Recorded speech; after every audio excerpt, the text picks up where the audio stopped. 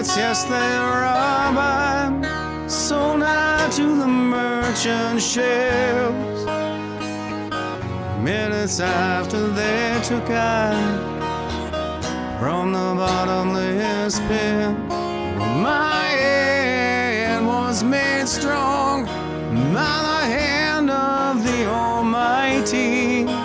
We forward in this generation triumphantly. Won't you help to sing these songs of freedom? It's all I ever have. Redemption songs, redemption songs.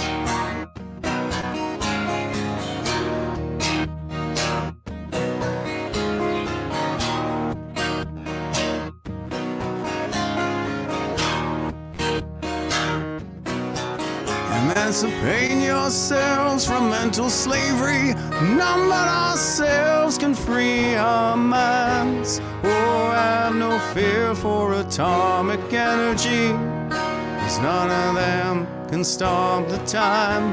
How long shall they kill our prophets while we stand aside and look?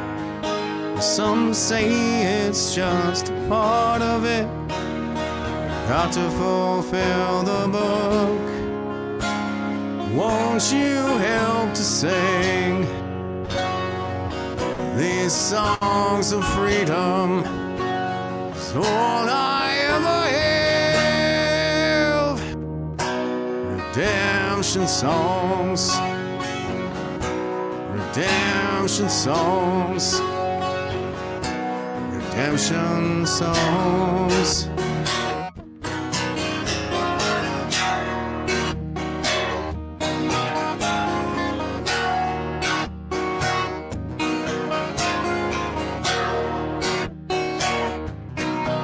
Emancipate yourselves from mental slavery.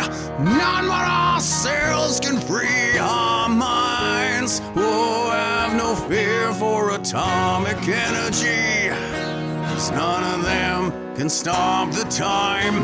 How long shall they kill our prophets while we stand aside and look?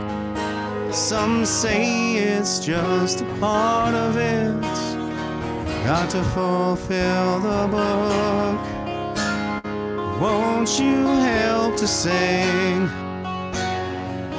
these songs of freedom? It's all I ever have. Redemption songs, redemption songs. It's all I ever have. Redemption songs, redemption songs, redemption songs.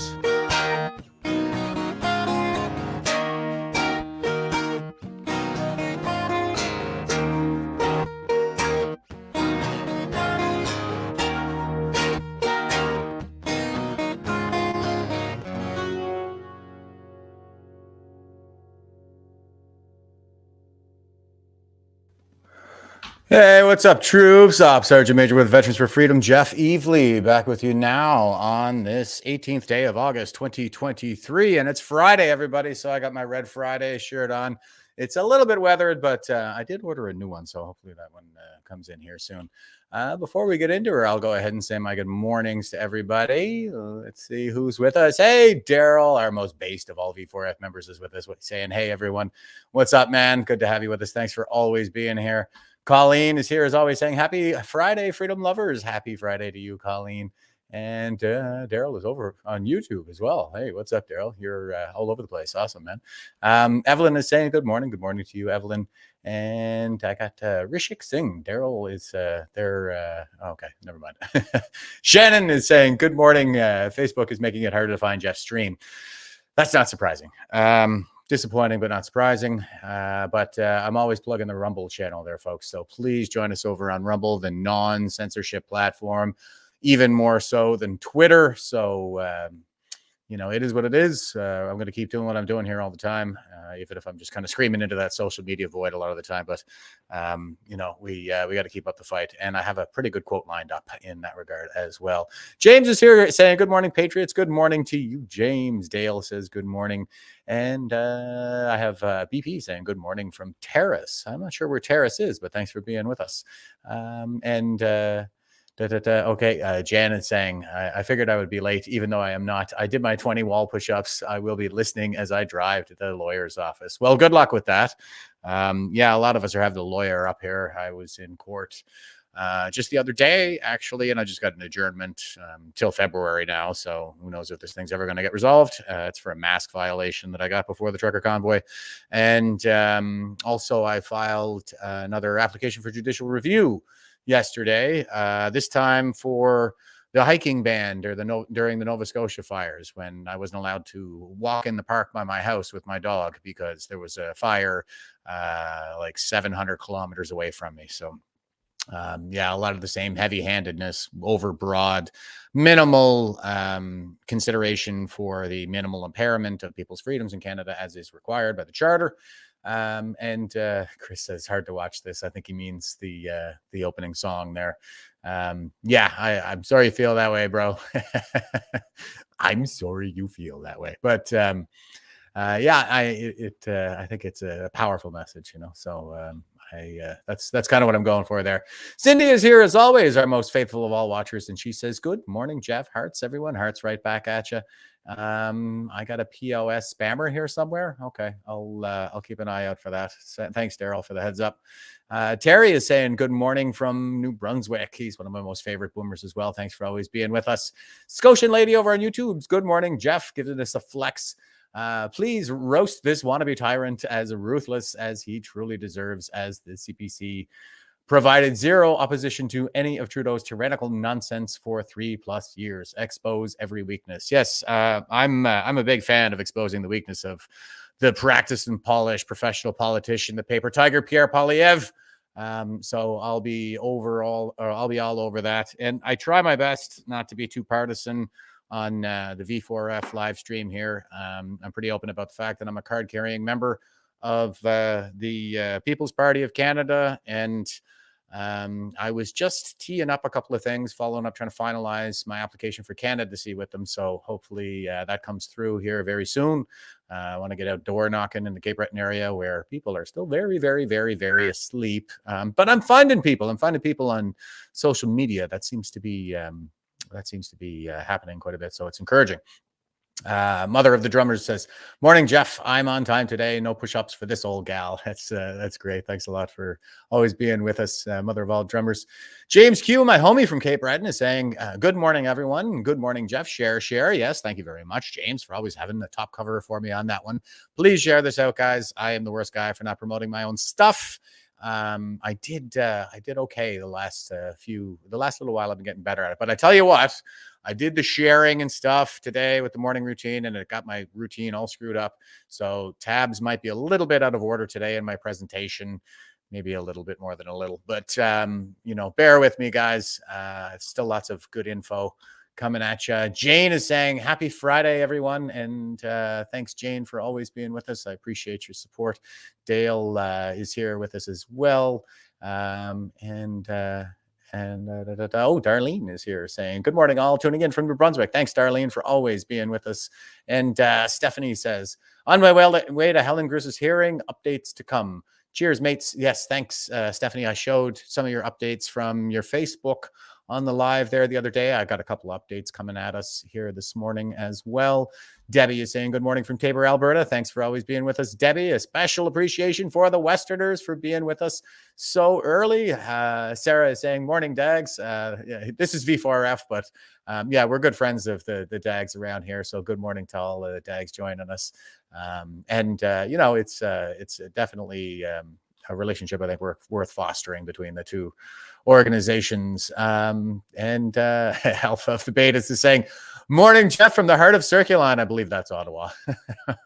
So thanks for being with us, brother, from the echo chamber there in Ottawa that has us so miserably tyrannized. And I have a bunch of stuff I got to get in order here, folks, but I'm going to do my best to kind of juggle this in. I was just kind of all over the place. There's always so much going on, and it's Friday, so I wanted to make it a pretty good show. I did a couple of guests earlier this week, so I find when I do the guest interviews, like they're great interviews, and there's always kinds of really valuable discussion. And then I find myself going, oh my God, now there's all this other stuff that I wanted to talk about that happened today that I didn't really get to. So I'm trying to pack a lot in here, and bear with me. Like I say, we'll power through it. All right, let's go ahead and dive into this sucker. Here we go. Here's Jordan Peterson for our philosophy meme for the day. Philosophy quote, whatever. And he says, if you aren't dead, keep going. There's still time. Yep, I think that's good advice. That's something we should all take to heart around here. I know, part of the PSYOP, part of the strategy here in what I believe is already World War III, and historians are going to look back at the present moment and say that we were already in it. Just too many of us didn't wake up to it yet.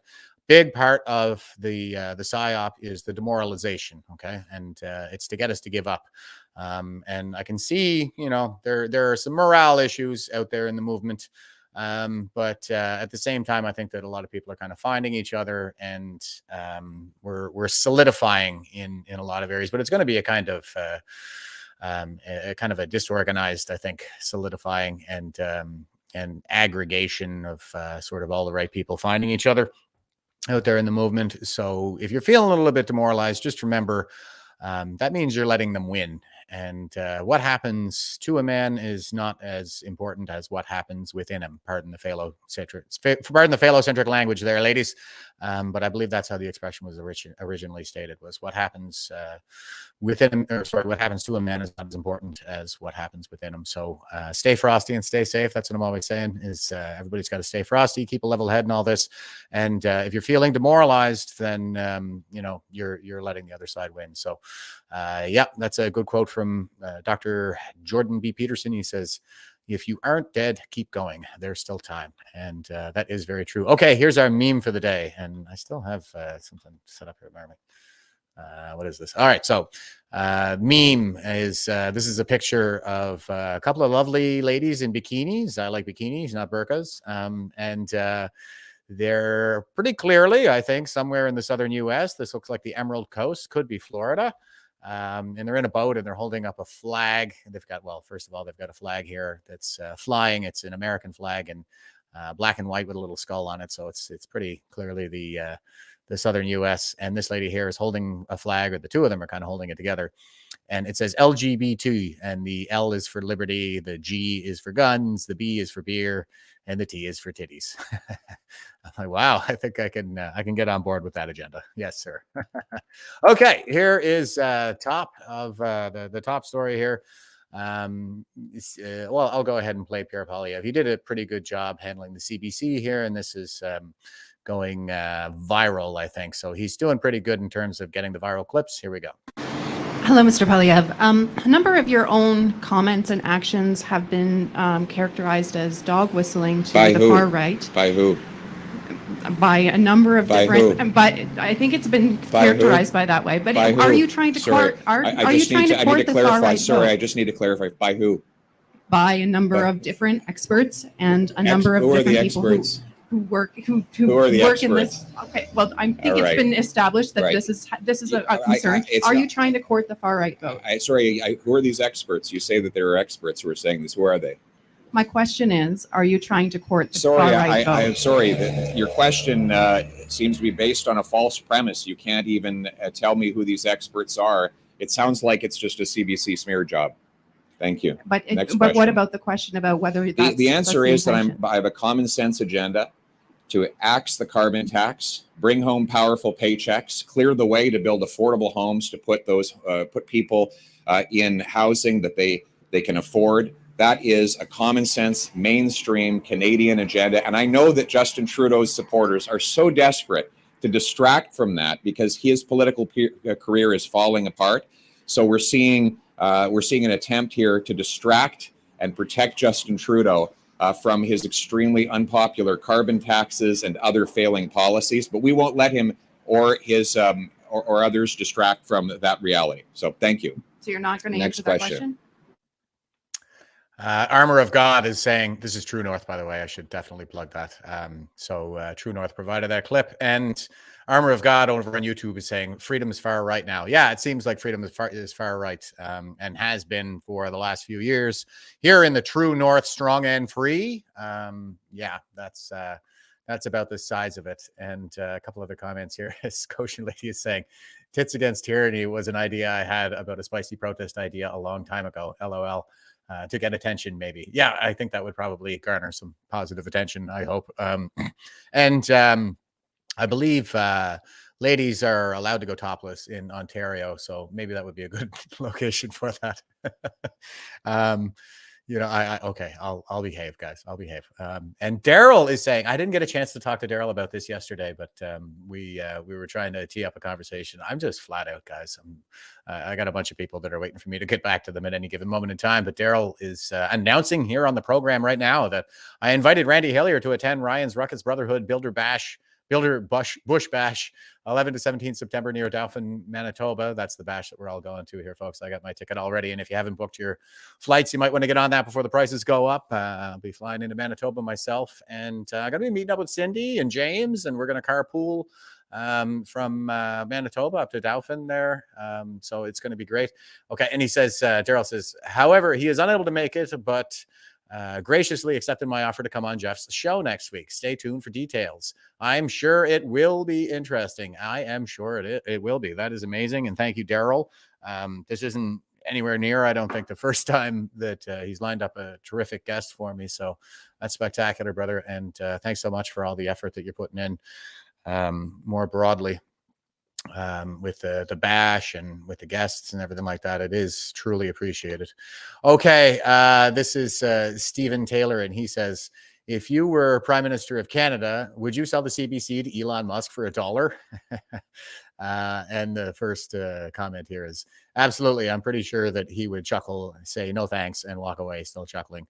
Yeah. So I think that's a pretty good response here. So the CBC is out here calling us all far right for, trying to stand on the principles on which this country was founded and, bring back the Constitution and human rights law in Canada. That's a far right position right now.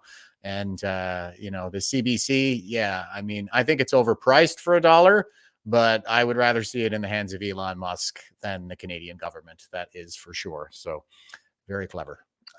Here is the Western Standard. They've got an article here that says, do you believe the media is biased against Poilievre? This is a poll, sorry, not an article. And I went ahead and did my vote. So, of course, I voted yes, it is biased against Poilievre. But it's not just Poilievre. Like, it's us. It's regular Canadians. They hate us. Here the poll is coming in. 95.9% say yes, and only 3.8% say no. Now, this is Western Standard, so it tends to attract a more right-wing audience. Take it for what it's worth. You want to look at it through that lens. 95.9. I think people are really waking up, though, to the fact that we're heavily propagandized, and we got to get the so-called news out of the hands of the state, because it's not news when it's funded by the state, it's propaganda. So, and here is, speaking of propaganda, here is Mark Slapinski. He's Toronto 99. Maybe that's a little bit of a harsh criticism. He's pretty open about the fact that he's trying to get Pierre Poilievre elected. So it is what it is. I show his stuff here on the program. I think he does some good work. But just understand that he is a conservative shill. So, I mean that as in big C conservative, the Conservative Party of Canada. He's a shill for them. So here he is saying, Pierre Poilievre comes rolling into town looking like Calvin Klein, looking like a Calvin Klein model. Oh, get a room, you two. Looking like a Calvin Klein model, sporting a hot wife, and a plan to save Canada from Justin Trudeau's failed economic policies. Who stands with Poilievre?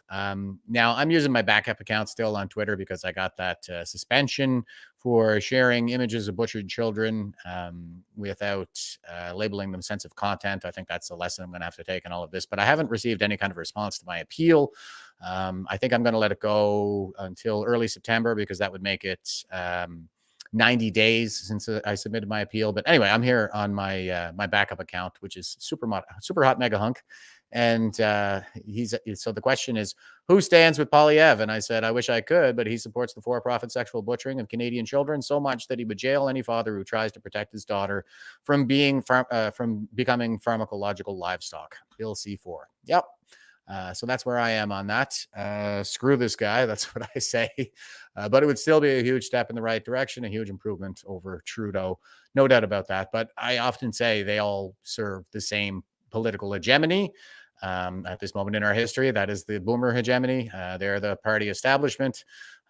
And, you know, Pierre Poilievre had a tap dance for years just to get their permission to run. Everybody was always asking, when is Pierre going to run? Why isn't he running? And, you know, the boomer establishment, though, they prefer nice boys because they prefer nice boys like Trudeau. Look no further than the music industry back in the 90s there. I mean, Gen X was coming up, you know, just forming these new genres of music that were all centered around what vicious child abusers the boomers really are. So that would have been like Seattle Sound and grunge music, Pearl Jam, Nirvana, that kind of thing. And these were the genres of music. Gangster rap, that's another one, like rap music. These were all recording companies that had to be established by the artists themselves. Like the Gen X had to establish their own recording companies because the establishment, the boomer investment class, wouldn't finance that kind of stuff. And what did they finance? Boy bands. That's what.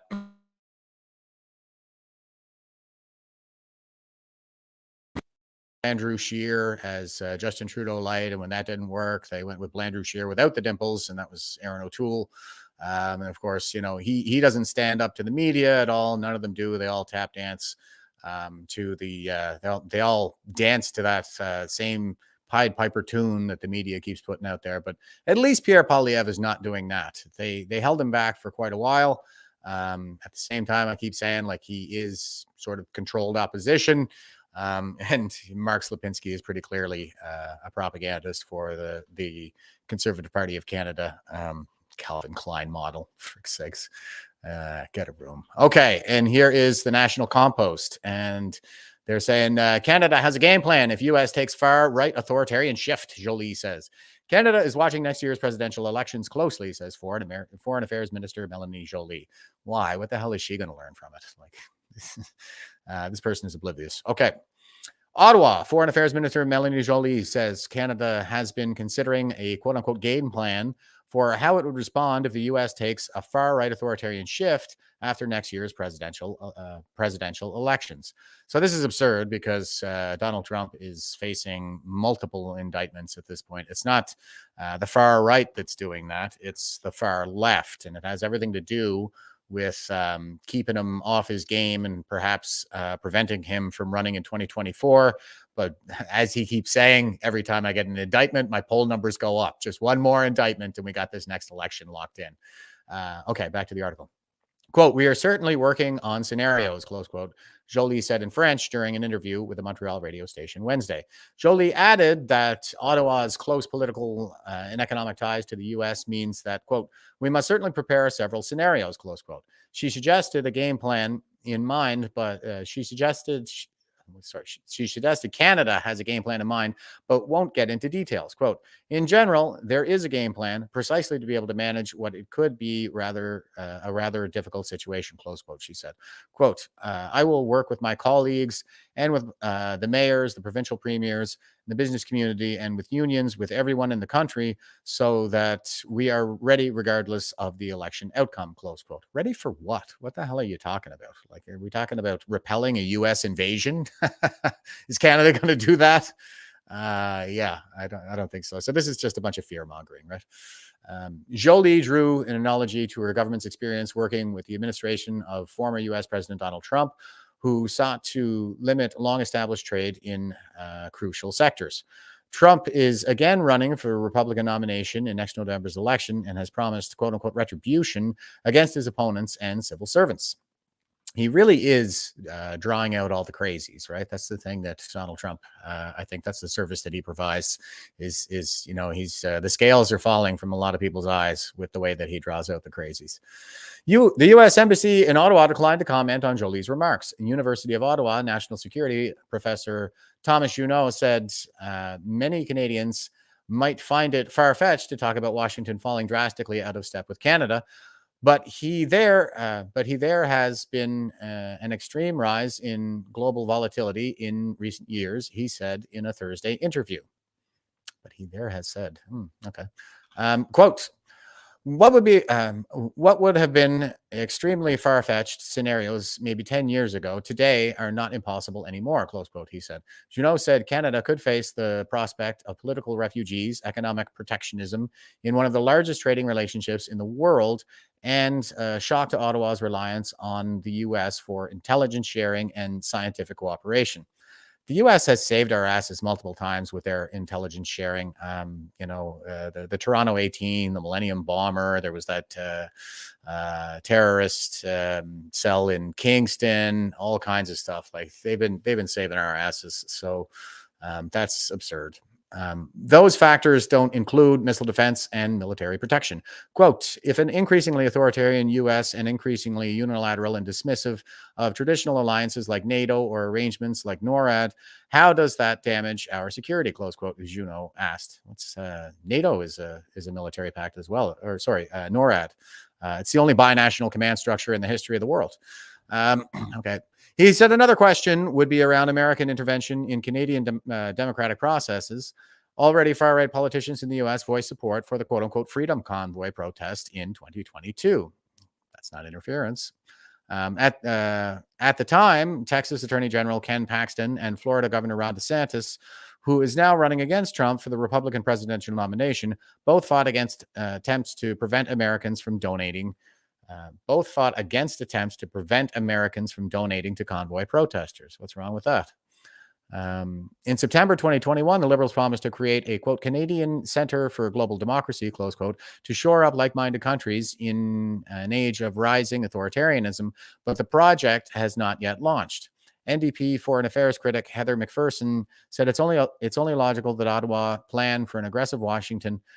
She said Canada would benefit from stronger ties with other allies, even if it ends up remaining on good terms with the U.S. Now, this was the kind of thing that they were pushing right after the 2015 election with Chrystia Freeland calling us a client state of the U.S. And it's just, how they're always accusing us. Tyrants are always accusing us of what they themselves are guilty. And now we are effectively a client state of China because that's what they said. They wanted to build these ties with China instead of with the U.S. And of course, we have a massive trade deficit with China. They're sulking us and dominating us in the political sphere and the information battle space. So that's all the result of this kind of nonsense.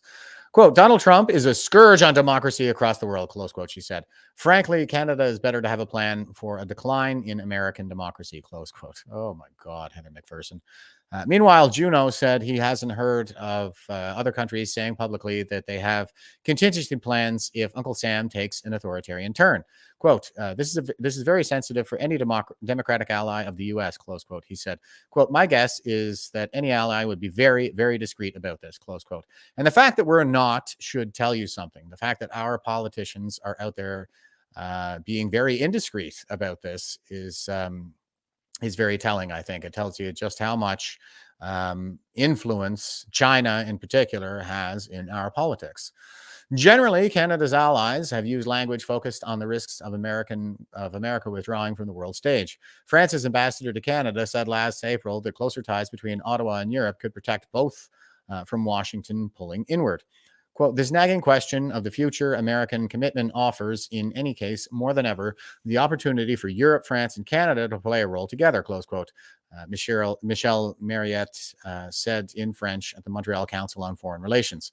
He cited the Iraq War, Barack Obama's Democratic administration opting against intervening in Syria, the limited pushback to Russia's 2014 takeover of Ukraine's Crimea region, and the chaotic U.S. exit from Afghanistan. Quote, the withdrawal from the world stage initiated under Obama and amplified under Trump has proved disastrous. It created a vacuum quickly filled by the rival powers and opened a field of expansion for Russia, close quote, Myriad said at the time. Yeah, I'm not so sure about that. I wouldn't compare those two things. The Obama administration versus the Trump administration. The world was never so safe in my adult life as it was under the helmsmanship of the great Donald. And when it comes to Obama in Iraq and Obama in Syria, like ISIS was basically Obama's fault. He pulled out of there, let that vacuum be filled by these violent theocrats with ISIS. I mean, Abu Bakr al-Baghdadi actually gave a sermon from the largest mosque in Mosul city at one point. Not even Osama bin Laden even so much as aspired to do as much as that. That was pretty incredible. A pretty incredible expansion of authoritarian power thanks to Obama's follies. And of course, there was the fall of Libya as well, that precipitated the 2015 migrant crisis. And we see all kinds of problems as a result of that. Of course, the West was the only civilization that took in refugees and took in unprecedented numbers. And now our children are being beat up. Our women are being raped all over Europe. And the CBC wouldn't even report on the 2016 New Year's Eve 1,000 sexual assaults in Cologne, Germany, until 7 days after it happened. I remember that. They did the best they could to suppress the story, but international news was picking it up, and eventually they kind of slipped it out there. Okay, here's Canada Proud, and they say, sign up here if you want to see the CBC defunded. And they're sharing a graphic that says, what should Pierre Poilievre do with CBC's headquarters once it is defunded? Sell it to help pay off Trudeau's deficit, turn it into new homes for Canadians, build a new museum on the history of propaganda, something else. Let us know in the comments. I think the museum on the history of propaganda is my favorite option there. I think I would rather see that than even more so than selling it to Elon Musk for $1. Okay, so here's Ottawa Citizen, and this is creepy and alarming. This is from the 14th, so a few days ago. Federal government consulting on generative AI code of conduct. Accidental post reveals. Now that the existence of the consultation has been revealed, the government really does have a duty of care to tell the public what this is all about. Ottawa, the Liberal government has quietly begun work on a voluntary code of conduct for generative artificial intelligence technology like ChatGPT. A spokesperson for the Innovation Minister, Francois-Philippe Champagne, confirmed a consultation is underway after the government posted it on its, quote, consulting with Canadians, close quote, website, but made no other announcement it was underway. Audrey Champeau said in an email statement that Innovation, Science and Economic Development Canada, quote, is conducting a brief consultation on generative AI with AI experts, including from academia, industry, and civil society on voluntary code of practice intended for Canadian AI companies, close quote. A government source said online posting was put up too early in the process, said the government, since the government is just sending out invitations for roundtable discussions. University of Ottawa professor Michael Geist spotted the accidentally posted consultation and posted about it on social media Friday. Conservative MP Michelle Rempel, who leads a multi-party caucus of MPs focusing on technologies like AI, said the consultation, quote, caught a lot of people, including parliamentarians, by surprise, close quote. Rempel founded the Parliamentary Caucus on Emerging Technology, a group of senators, MPs with representatives from all political parties who are spending the summer learning about AI technology. The idea is that when Parliament comes back in September, there will be a group of Canadian parliamentarians better equipped to navigate AI regulation, something AI experts internationally have been pleading for with the launch of ChatGPT last November. Quote, maybe if it was an actual mistake, the department will reach out to us. It's certainly no secret that we exist, close quote, Rempel said. Quote, I do really think that it's important for the government to be engaging with parliamentarians on a nonpartisan sort of basis on this issue so it doesn't become polarized, close quote. Rempel said now that the existence of the consultation has been revealed. Quote, the government really does have a duty of care to tell the public what this is all about, close quote. Yeah, I would agree with that, Michelle Rempel. and certainly I had my criticisms of her, but she's right about that. When Parliament comes back from the summer break, the House of Commons Industry Committee will begin studying Bill C-27, which has a section called the Artificial Intelligence and Data Act, ADA, which would introduce obligations for quote unquote high impact AI systems. Lovely. So everybody's kind of wondering, oh God, what are we coming into here in the fall? Well, release the AI. That's what's coming, I think. No, I'm not sure, but anyway, this is very concerning. So, but the bill, which was introduced in June 2022, which was written before ChatGPT and other competitors were launched, meaning it actually predates the emergence of generative AI systems.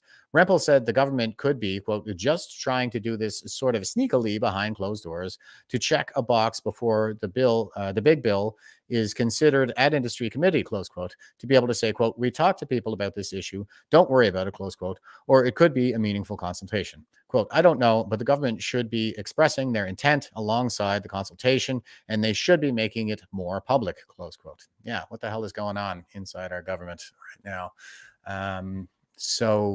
Yeah, there is all of this stuff that we'll want to be keeping an eye on as we move forward. And doing Cesari saying, I'm a little late. Already did the push-ups. Continue. All right. Godspeed, sir. That's excellent work. Push-ups are good for you. And I can't evaluate your form over here, but just make sure you got 90 degrees in those elbows, guys. Okay. And here is the officers' mess on Twitter. These guys, they have the Canadian Armed Forces, the Triforce crest, and it's upside down, which would indicate that the institution is in distress. So they seem to be on the right side of history, and they're saying first they cut the unvaccinated, and to reward you for your fealty, blind loyalty, then they cut you, Strategic Review and Deficit Reduction Act Plan 2.0, Electric Boogaloo. And here is the Globe and Mail article that they're tweeting out here, and it says cabinet ministers given October 2nd deadline to cut $15 billion from spending plans. You guys could just do Zoom calls instead of traveling all over the world, and that would probably, and maybe not charge the taxpayer for all that booze that you drank on your flights and things like that. I think that would be a very simple way to cut $15 billion. But more to the point, how much have we spent in Ukraine, and what the hell is that all about? Like, maybe if we just and Maxime Bernier talks about cutting all foreign aid. Like, we need to think about Canada, guys. We need to aid Canadians, and we're going to see a little bit about that in a minute here. So here is the article, and this is the Globe and Fail. They say, cabinet ministers given October 2nd deadline to cut $15 billion from budget plans. Federal cabinet ministers have been given an October 2nd deadline to come up with specific cuts as part of an effort to shave about $15 billion from the existing spending plans, according to a letter obtained by the Globe and Mail. New Treasury Board President Anita Anand delivered the deadline in writing to her cabinet colleagues, meaning many ministers in new roles only have a few weeks to find cuts that were first promised in the 2023 budget. And they're in break right now. It's the summer break. So this is interesting that this is coming out at this time. The March 28th budget announced a goal of saving $7.1 billion over 5 years through a 15% cut to discretionary spending on consulting, professional services, and travel over 5 years. It also announced a plan to phase in of a 3% spending cut by departments and agencies by 2026-27, with a goal of saving $7 billion over 4 years. As well, both plans are expected to produce continuing saving in the future years. Crown corporations are expected to find a combined $1.3 billion in saving over 4 years. Quote, I am seeking your support to develop proposals to achieve these targets, close quote. Ms. Anand writes in the letter, quote, in particular, organizations should review their programming to identify where there might be duplication programs with lower value for money or programs that do not address top priorities of the government, close quote. The Treasury Board minister said any savings should be sustainable and not create any pressure on service delivery. The letter was sent to ministers just days before a cabinet retreat that is scheduled to take place in Charlottetown next week.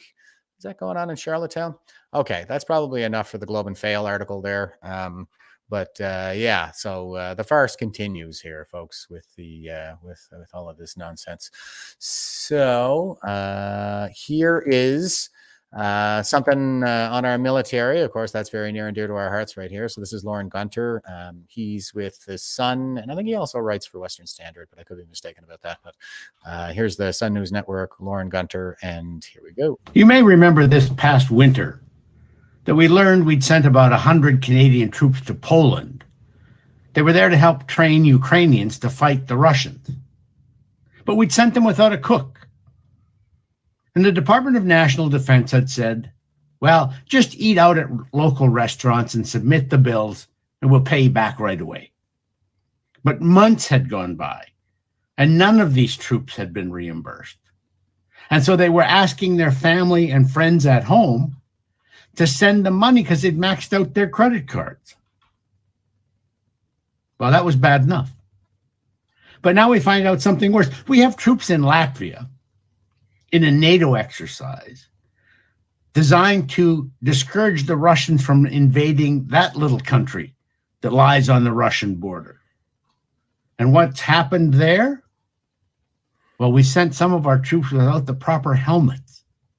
We've put them in harm's way in live fire exercises without the standard helmets, for crying out loud.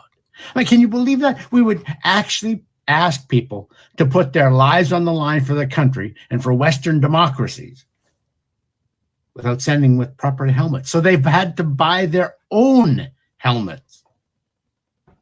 And some of them don't have proper bulletproof vests. And some of them don't have rain gear.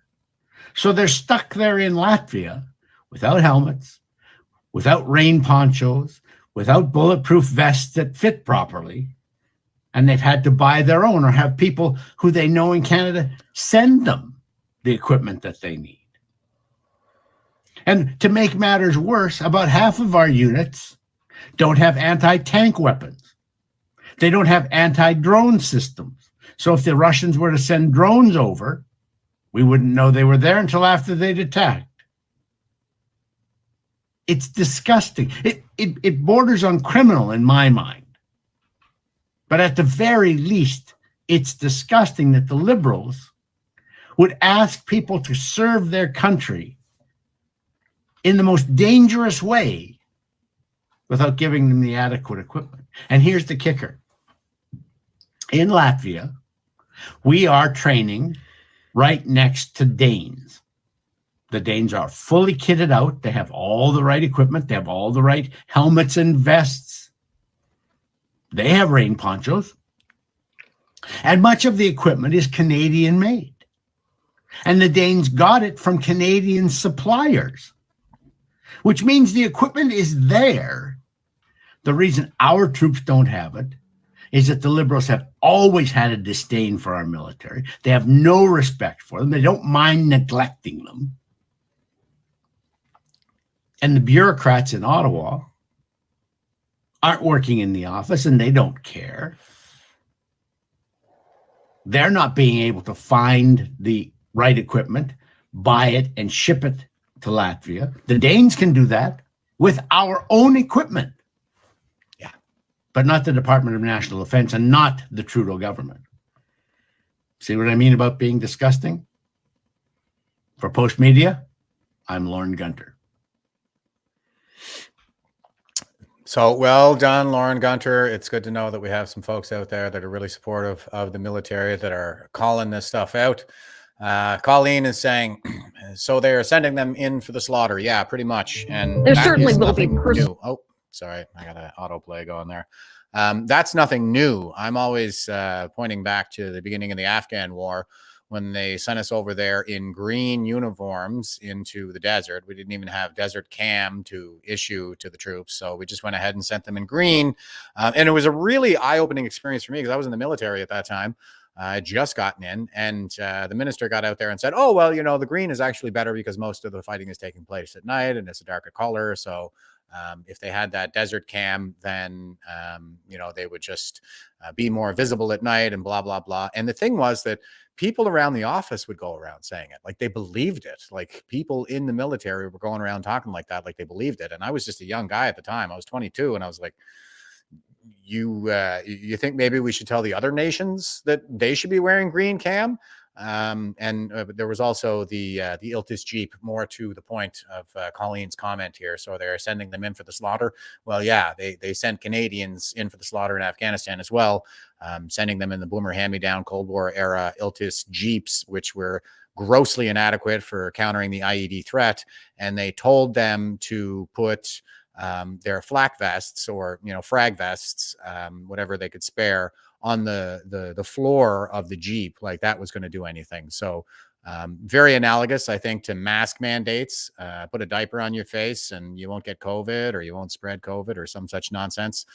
Put your frag vests on the floor of the Jeep and go driving over IED laden roads in Afghanistan. So it's all a lot of, you know, like these, it's just to make people feel like they're doing something. And it's all this vapid, empty virtue signaling across the board.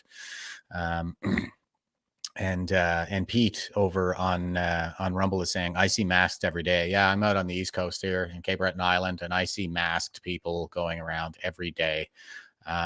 You know, I try to be patient with them and stuff like that, but really, I just kind of feel sorry for them, the people that are still, you know, in that bubble, that they love Big Brother, then they got to show their fealty to this regime with their mask on. Look at me, I'm helping. That's the Ralph Wiggum meme that always comes to mind whenever I see somebody wearing a mask. You know, I'm not sure if I got the videos lined up. A lot of young people are putting videos out there about how hard it is to get started in Canada. It absolutely is. And, you know, my two kids are in their 20s, and I have no idea how the hell they're supposed to get started. If anything, I kind of think maybe I might want to buy a bigger house in case they got to move back in at some point. So, but here is tone deaf Chrystia Freakland giving her address to graduating class. Let me see if it says where here. Freakland recently gave the most depressing graduation speech of all time. It was so bad, the audience simply disengaged, focusing entirely on Fenway Jumbotron as a form of escapism from the unhinged dystopian ranting. Watch it to the end. You won't be disappointed. Okay, let's do that. Our time of tranquility is over, and we are living in an age of change. We're living through what President Biden, on a visit to my country in March, called an inflection point. A time of transformation, he said, that comes once every 5 or 6 generations. Now, like it or not, you are graduating into that inflection point. And as some of the very best educated people on our planet, you have the rare and precious opportunity to shape it. So, what is this inflection point? What is this upheaval which is going to the roots of humanity itself? There are many ways to describe this transformational moment, but I think they all come down to one fundamental question. Does capitalist democracy still work? That's the question being posed around kitchen tables in my country and this one, as parents wonder if our children can count on capitalist democracy's essential promise of a future more prosperous than our present. It is the question being posed in the muddy and bloodied trenches of Bakhmut as Ukraine's brave Democrats resist the invading forces of Putin's dictatorship. And it is the Putin's question being posed by our shrinking glaciers and our warming oceans, which are asking us, wordlessly but emphatically, if democratic societies can rise to the existential challenge of climate change. Now, these are, of course, huge and fundamental challenges. I'm not here to counsel despair or retreat. Yeats famously said of another generation that came of age in a liminal moment, that the best lacked all conviction, while the worst were full of passionate intensity. Good Lord. Yeah, and there's all kinds of stuff to unpack there, like the projection. She's the worst or full of intensity. Yeah, that's you. You're the worst, and you're intensely unlikable. And Alpha of Debate is over on YouTube is saying, how is this not a soft sell for communism from Freakland? Yeah, it is a soft sell for communism, a not so soft sell at that. You know, she's talking about, oh, is capitalism working anymore? Capitalism works fine, but like any tool, it can be used for the wrong purposes, and that's what we see happening across the West right now. Is the younger generations are being exploited. And this has been going on for a long time. I talk about it a lot. It's like the higher the boomers go, the worse it gets for the rest of us. When my generation was coming on the scene, like there were no white collar jobs available for us. That's Generation X, and we follow the generational archetype of the nomad. And the nomad is so named because we have to leave our birthplaces to find our fortunes elsewhere. We tend to be very interested in military service. And, you know, the oil patch boom, all that happened with the Gen Xers coming into the workforce. We tend to be the blue collar class and the soldiers, whereas the boomers tend to be the white collar class. Yeah, when we were coming on the scene and trying to buy houses, it was like you had to buy a 30-year-old fixer upper that a boomer would have bought for half the price they were selling it for new. And it's only gotten worse since then. Now, you know, geez, it's like Pierre Poilievre said, you know, this shack in Vancouver, he took some heat over that, but this shack in Vancouver, you know, is worth $1 million or whatever it is. How the hell is a new person supposed, or a young person supposed to get a start in this country?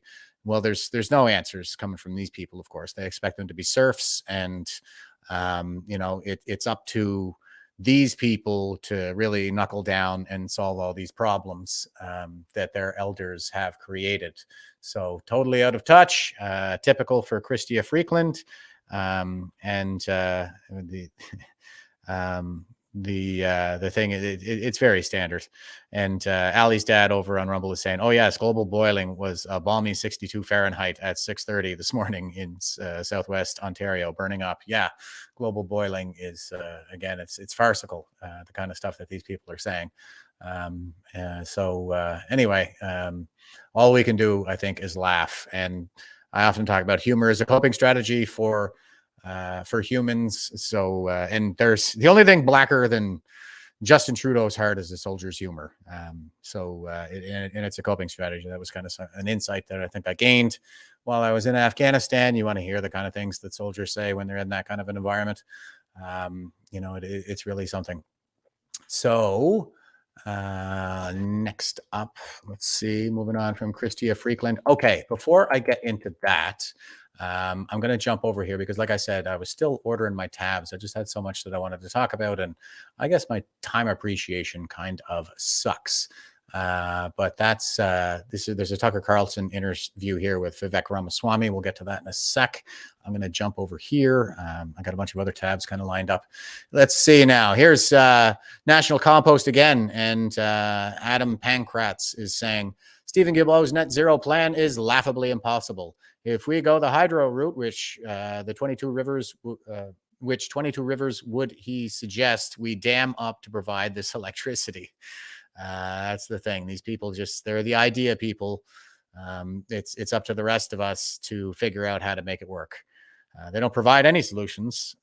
They only create problems, and then they come up with these grand schemes to solve the problems they created. And whose responsibility is it to implement these schemes? Well, it's on all the young people. It's on the rest of us. It's on the average Canadian. The average Canadian shouldn't even know their government exists, but let alone be tasked by them in this way all the time, coerced into taking vaccines and wearing masks and so on and so forth. Okay, so here we go. Canada's Minister of Environmental Magic, Stephen Guilbeault, is at it again. His next trip, more daring than scaling even the tallest skyscraper, is to eliminate fossil fuels from Canada's electrical grid by 2035.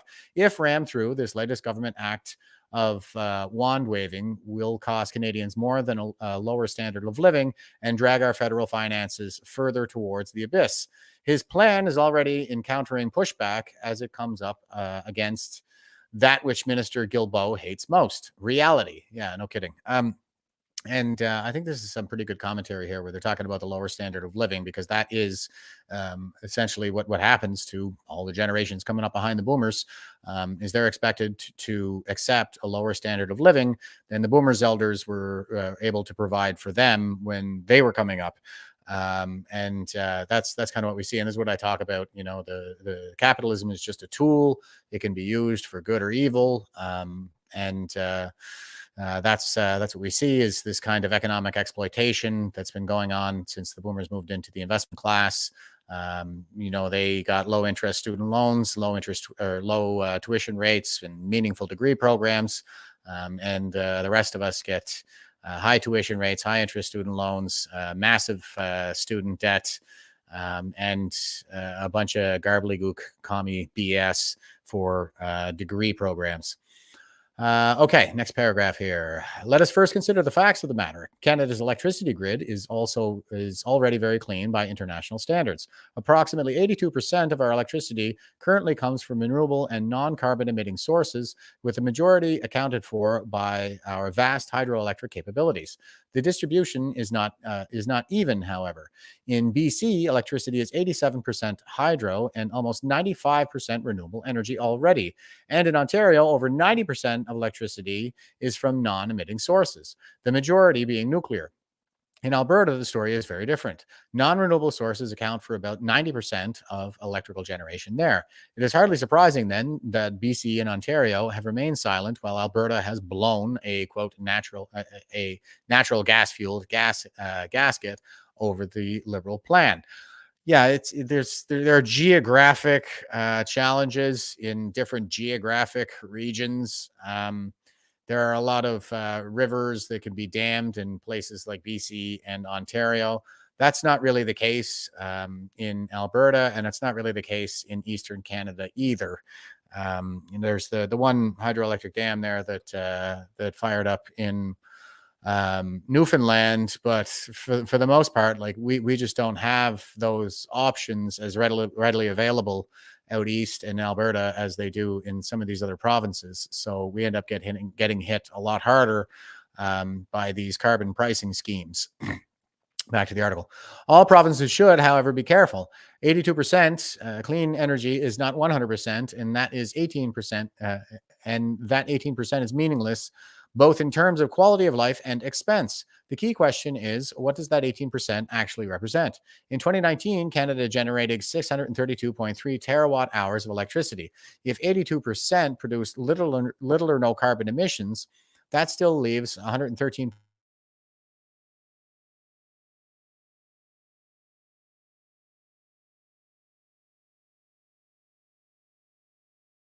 Well, it's great for cooking with. You know, you can cook during the power outages and stuff like that. So it's pretty fabulous, actually. BC is currently building a massive hydroelectric dam called Site C. This project, for which planning began in the 1990s and construction only started in 2015, will cost approximately $16 billion and generate 5,100 gigawatt hours of electricity for British Columbia. That's 5.1 terawatt hours.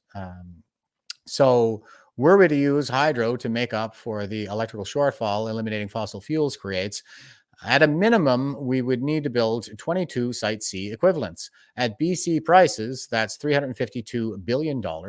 Even if we could pretend to ignore that mind-boggling sum, does anyone believe we could build 22 such infrastructure projects in 12 years, given our recent track record? If you do, I have land to sell you upon which to build them. Yeah, I got some land in Florida I'd like to sell you. That's kind of the expression. Of course, most of Florida is swampland. So perhaps we could use nuclear. Well, yes, we could. However, anyone in Ontario familiar with the Darlington nuclear plant fiasco can tell you what magnitude of costs we're talking about. The current refurbishment, which on time and on budget, though it will still cost nearly $13 billion. Its generation capacity is large at 31 terawatt hours annually, but current costs are only a refurbishment. To build a new plant is far more expensive. In Georgia, the phase 3 and 4 of the Ret'd plant will cost over $30 billion US, while generating 17.5 terawatt hours of power. This means Canada could be looking at 5 or more reactors and bill anywhere between $52 billion on an unrealistic low end and $262 billion on the Georgia experience end. So there we have two of the biggest realistic options to replace fossil fuels in our electrical grid. This raises some obvious questions for our Minister of Environmental and Financial Magic.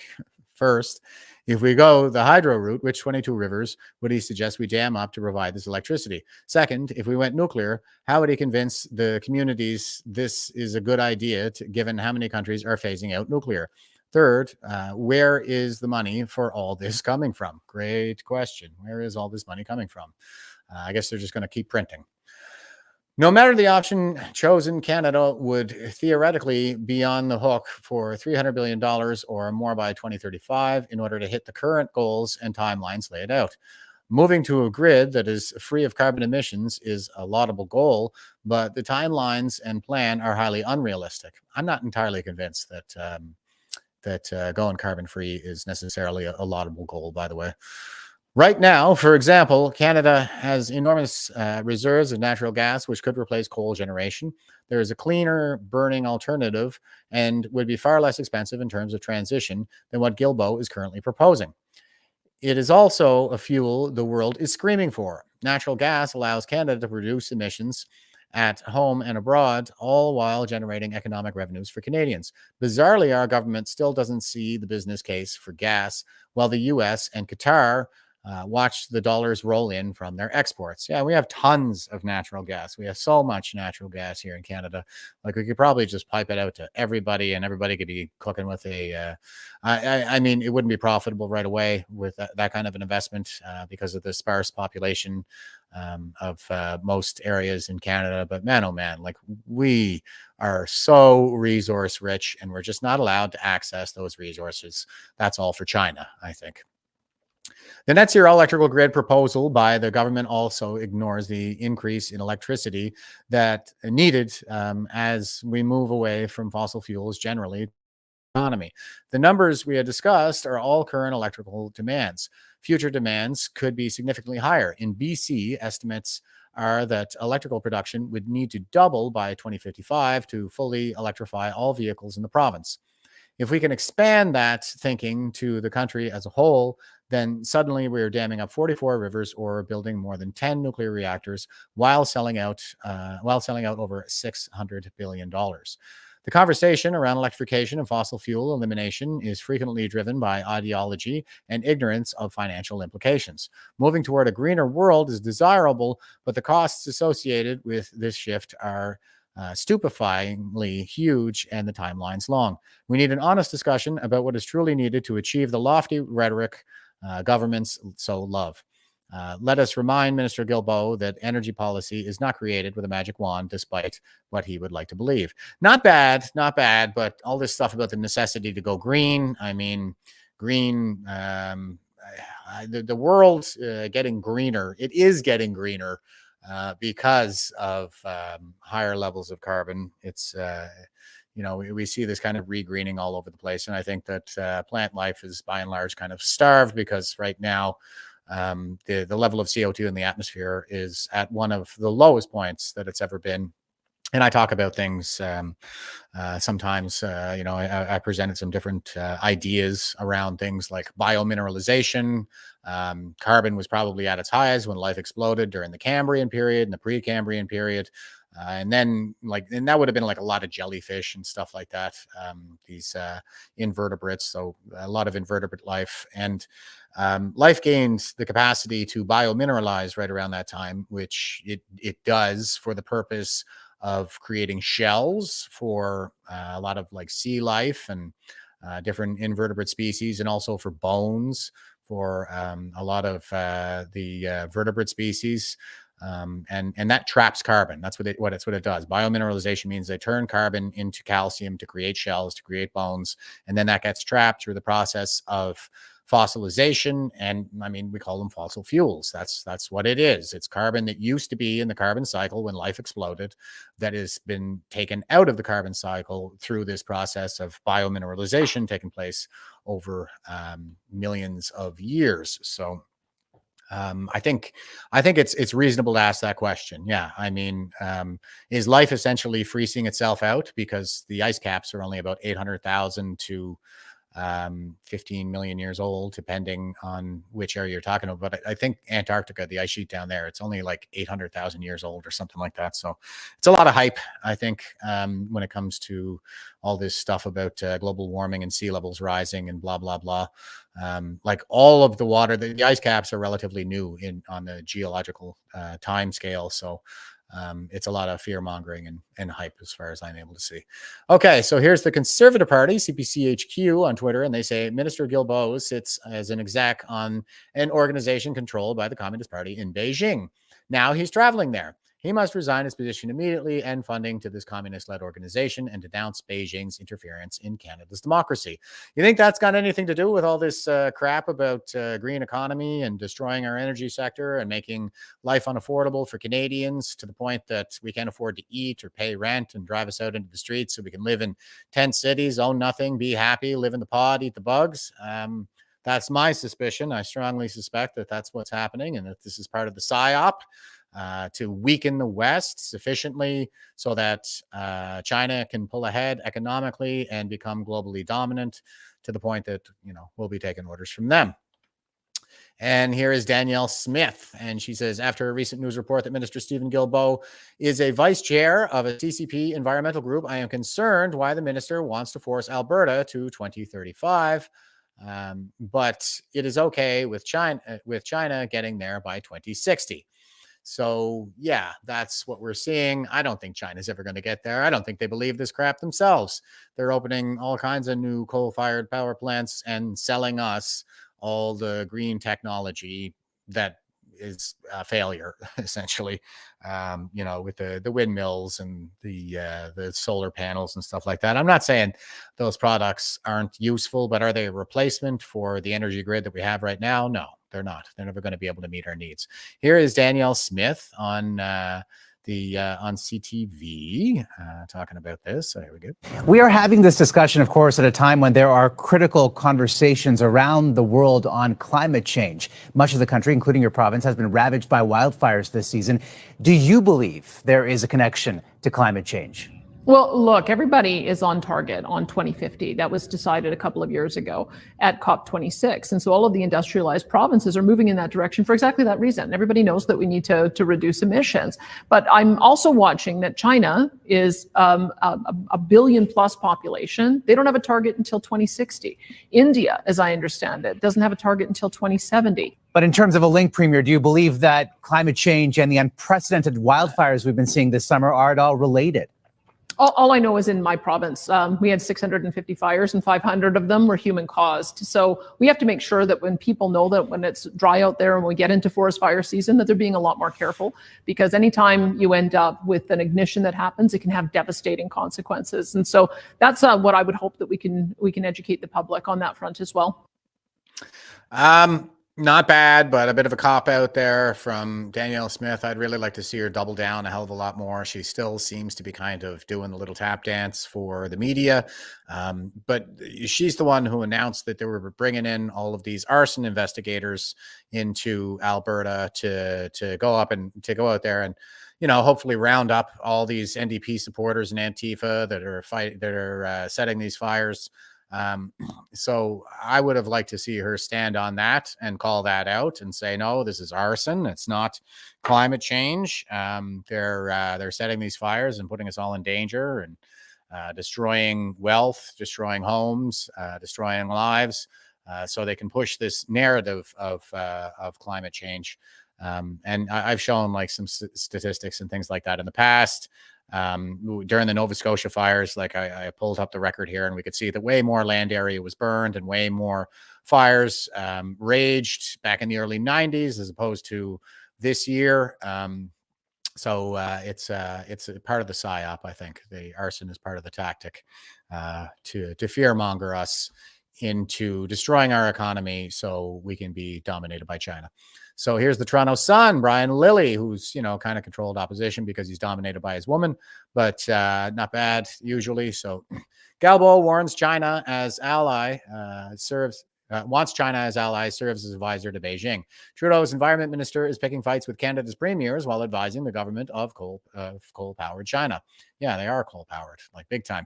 And I just saw somebody over on Rumble there. Who said this?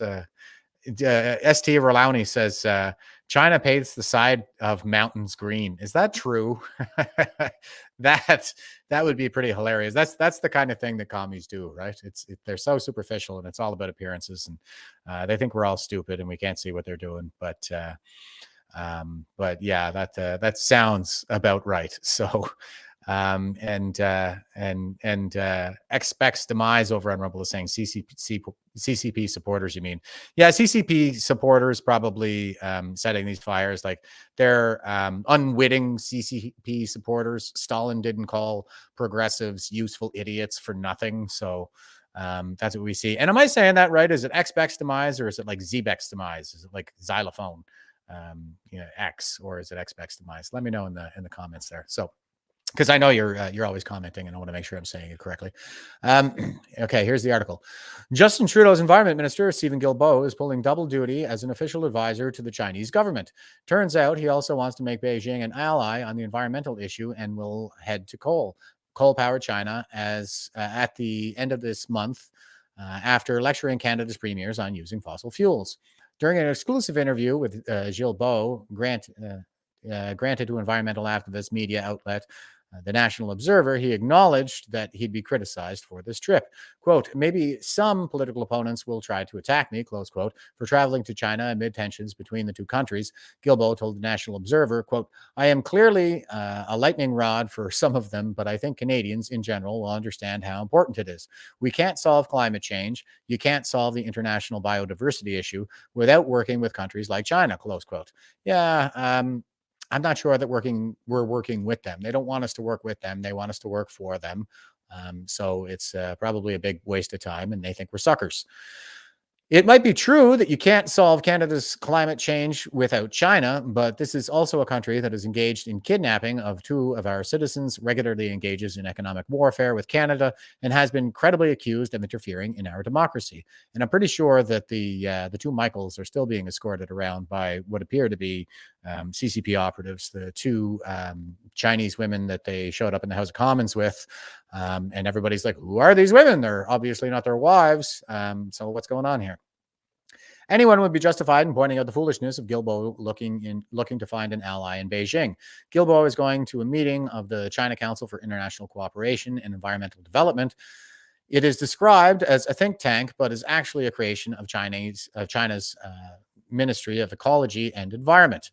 The ministry, part of the Communist Party of China, selects the leadership as well as, quote, providing guidance for its operations, implementation, and daily management, close quote.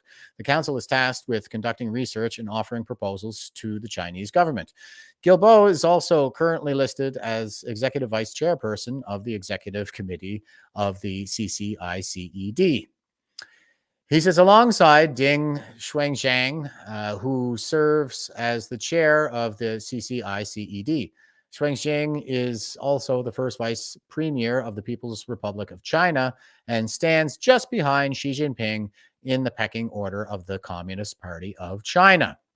So, yeah, I'm sure they'll be very happy to be telling us what we're going to do with our economy. There truly is no length that the Trudeau Liberals won't go to cozy up to China. It's one thing for diplomats to have discussions to deal with irritants and international conferences, but this is something else.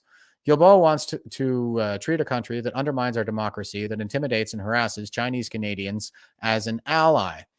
He is a formal advisor to the government of China on the environment while also serving as Canada's environment minister. It's an untenable situation. Yeah, they don't understand conflicts of interest, though.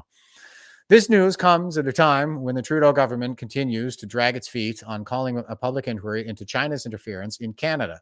That interference goes well beyond interfering in election campaigns. It turns out that they most recently conducted a disinformation campaign against Conservative MP Michael Chong in May of this year, and in the past have targeted New Democrat MP Jenny Kwan.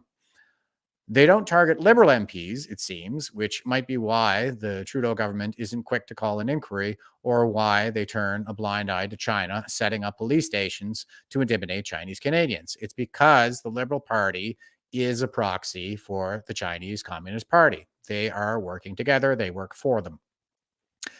As for China's environmental record, it's horrible, and nothing Guilbeault says or does will change that. According to our World in Data, run by Oxford University, China's CO2 emissions in 2021 were 54.59 billion tons, up from 52.59 billion tons in 2020. That means China's annual increase of 2 billion tons is more than all of Canada's emissions, pegged at 777 million tons. That is a great point, that little paragraph right there.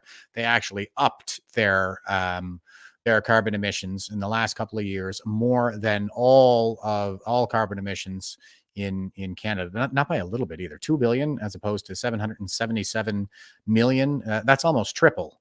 So just the increase in the last couple of years of carbon emissions coming from China is almost triple the total carbon emissions of Canada. And while Guilbeault picks fights with provincial governments across the country, across Canada, for generating a small and shrinking amount of electricity from coal or natural gas, China last year built roughly 2 coal plants per week.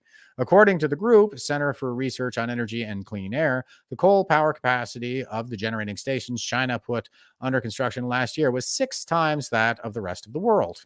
These are Stephen Guilbeault's friends and allies. Canadians, it seems, are his enemies. Yeah, I think even some of the more mainstream folks are starting to wake up to the reality here. So well done, Brian Lilly, even though you are dominated by your woman. Okay, here is, who is this? Gateway Pundit, and this article is related to January 6th, detainees, a national disgrace, photos leaked of horrific January 6th prisoner abuse, tortured 5 months in isolation in a closet room with light on and a bucket for a toilet. Where are the ACLU, Amnesty International, Human Rights Watch? Great question. Look at this poor bastard. He is in a very small cell. This is, geez, that might be 2.5 feet across and what, 8 feet long, something like that. This is incredible. Hard to imagine that this is going on in the freest country in the world. But as we're seeing, this is what happens in the fourth turning. It's an era of balkanization. So this is in DC, 100% ideologically captured, and it is Zebek's demise, I see. So thanks for letting me know. This, I have been saying this is what they wanted to do with the trucker convoy.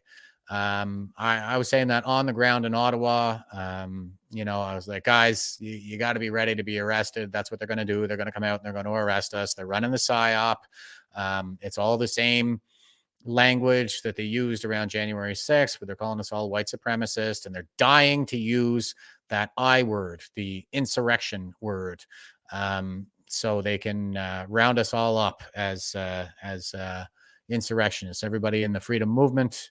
So, and the only difference really was that the trucker convoy was spontaneous. January 6th was scheduled ahead of time, so they were able to plan and prepare for January 6th, whereas they were not prepared to deal with the trucker convoy because it was a legitimate grassroots and spontaneous movement. So they got caught flat-footed, and they banked on being able to get us to react violently to the police action. But nobody fought back. It was incredible. I'm so proud of Canadians, at least the ones who were there, for the way that they handled that. Just take the beating, guys. I think I said that standing at the monument. Just take the beating. And yeah, that was That's what we saw happen. I was so proud of them. They didn't find a single weapon anywhere in the convoy, so they made it a hell of a lot harder for them to do this kind of thing with the detentions. Mind you, we still have the Coots 4. We don't want to forget about those guys. I got a couple of tabs lined up about them as well. But yeah, that's what they were going for. It's this. It's to take those political dissidents, anybody who represents any kind of an impediment to their agenda, and just destroy them. January 6th, political prisoner Ryan Samuel has been held in prison without trial now since January of 2021. During his 2.5 years without trial, Ryan has been moved around to 17 different facilities. Ryan has been beaten, abused, tortured, and neglected since his arrest in January of 2021. Earlier this week, the Gateway Pundit received exclusive photos from Ryan Simpson's prison cell at the FDC in Philadelphia. Oh, this is Philadelphia. It's not DC. The cell was a size of a closet with a light on at all time. The cell had a thin blue mattress, no sheets or blankets, no clothing, and he was kept here for 5 months straight. The photos are just shocking. This is taking place in America today. This is who we are. Ryan told the Gateway Pundit in a conversation this week, quote, "I was kept in a hard cell, and in particular, in that particular cell about 5-6 months. I even told you what was happening is the judge was actually calling, trying to get in contact with me because I wasn't in a named cell. They were missing me, and they were saying I wasn't showing up in court. They were saying I wasn't showing up to medical, but they were pretty much keeping me in there. Like I said, it was cold. The light was on. There was there's zero window. And that followed me from Virginia. When I was in Virginia, it was the same exact conditions," close quote. So that's alarming that even being transferred between facilities and they're still administering the same treatment for these people. Ryan described the same situation in Virginia. Quote, "It was a Central Regional Virginia jail. I was kept in and they called it booking hard cell. This is, you get zero phone, zero commissary, zero clothing because they think that you're going to hang yourself and you're on constant surveillance. You're under surveillance constantly. The light has to be on 24/7. You're locked in a cell. There is no getting out. The windows in Virginia were covered by a black mat, so you weren't able to see. And it's constant nothing. It's deprivation of everything. And that is the punishment. That's how we punish people severely, is through deprivation. And that's, of course, that applied to all the mandates, everything. It has to do with demoralizing and breaking us. And this is just astonishing. Look at these pictures. Like this poor bastard. Ryan believed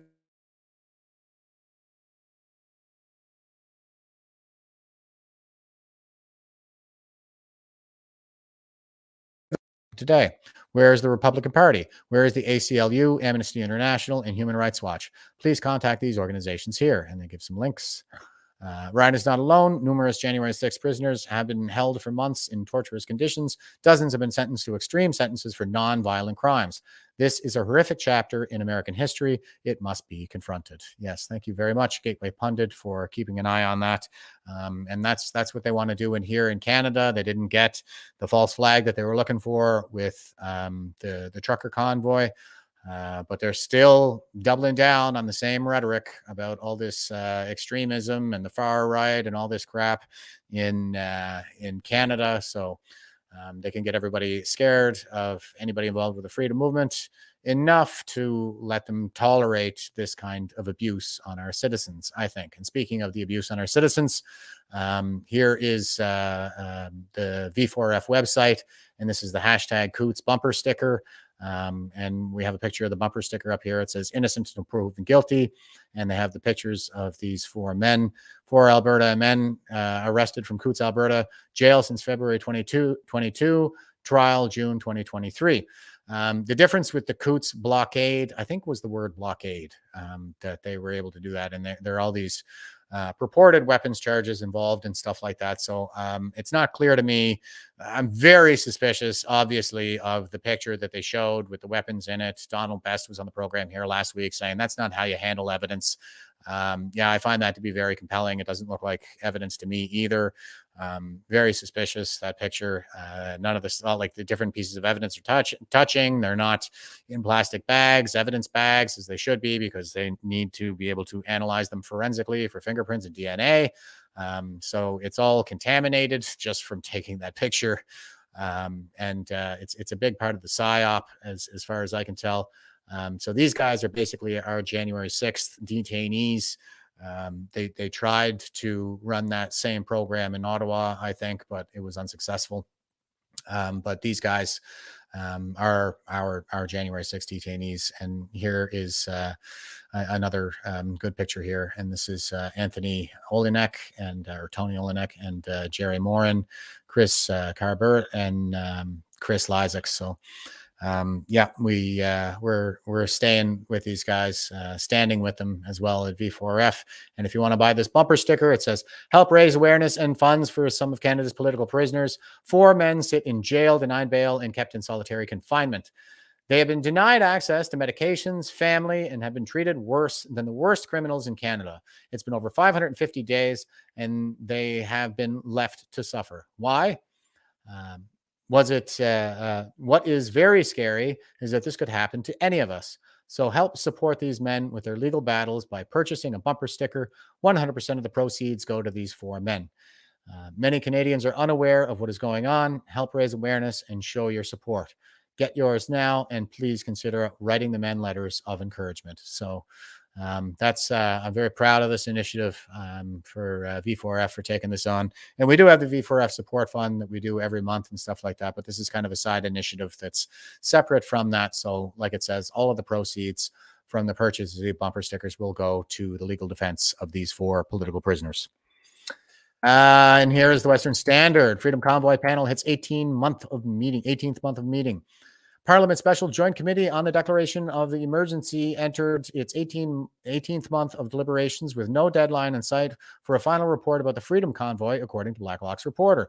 Quote, it was agreed that the committee suspend its work, close quote, said Special Joint Committee in a memo.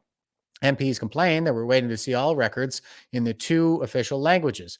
They voted to wait for translation of thousands of pages of documents compiled by the Public Order Emergency Commission, which finished its work in February. And that is a cop-out. That is crap. You know, when you're generating a government report, like the final report, yeah, you send it for translation, but you don't hold a committee up so they can produce their records in both official languages. You know, if these MPs are unable to read English, they have translators at their disposal. But most MPs are bilingual anyway, so I don't buy this crap one little bit. This is obviously a stalling tactic. This is not a report that they're producing for the public. These are their own records. Why the hell are they translating records that are internal to a parliamentary committee? It doesn't make any goddamn sense. That's not the service to the public that we guarantee in both official languages. This is just them working. So yeah, I call BS on that. The committee is mandated to investigate Cabinet's justification for invoking the Emergencies Act against the Freedom Convoy in 2022. It has met 25 times to date without reaching any conclusions. Big surprise there. Quote, it's become obvious that the Liberal members of committee were not prepared to permit the release of any government documents, close quote, said Conservative MP Larry Brock. And Larry Brock has been pretty awesome throughout all of this. Bloc Québécois MP Rahel Fortin said it needed complete documents. If they can't be complete, there should be an explanation, close quote, said Fortin. Liberal MPs and senators on the committee voted 6-5 to block the release of uncensored documents about the Freedom Convoy in October. Nothing to see here, folks. Nothing to see.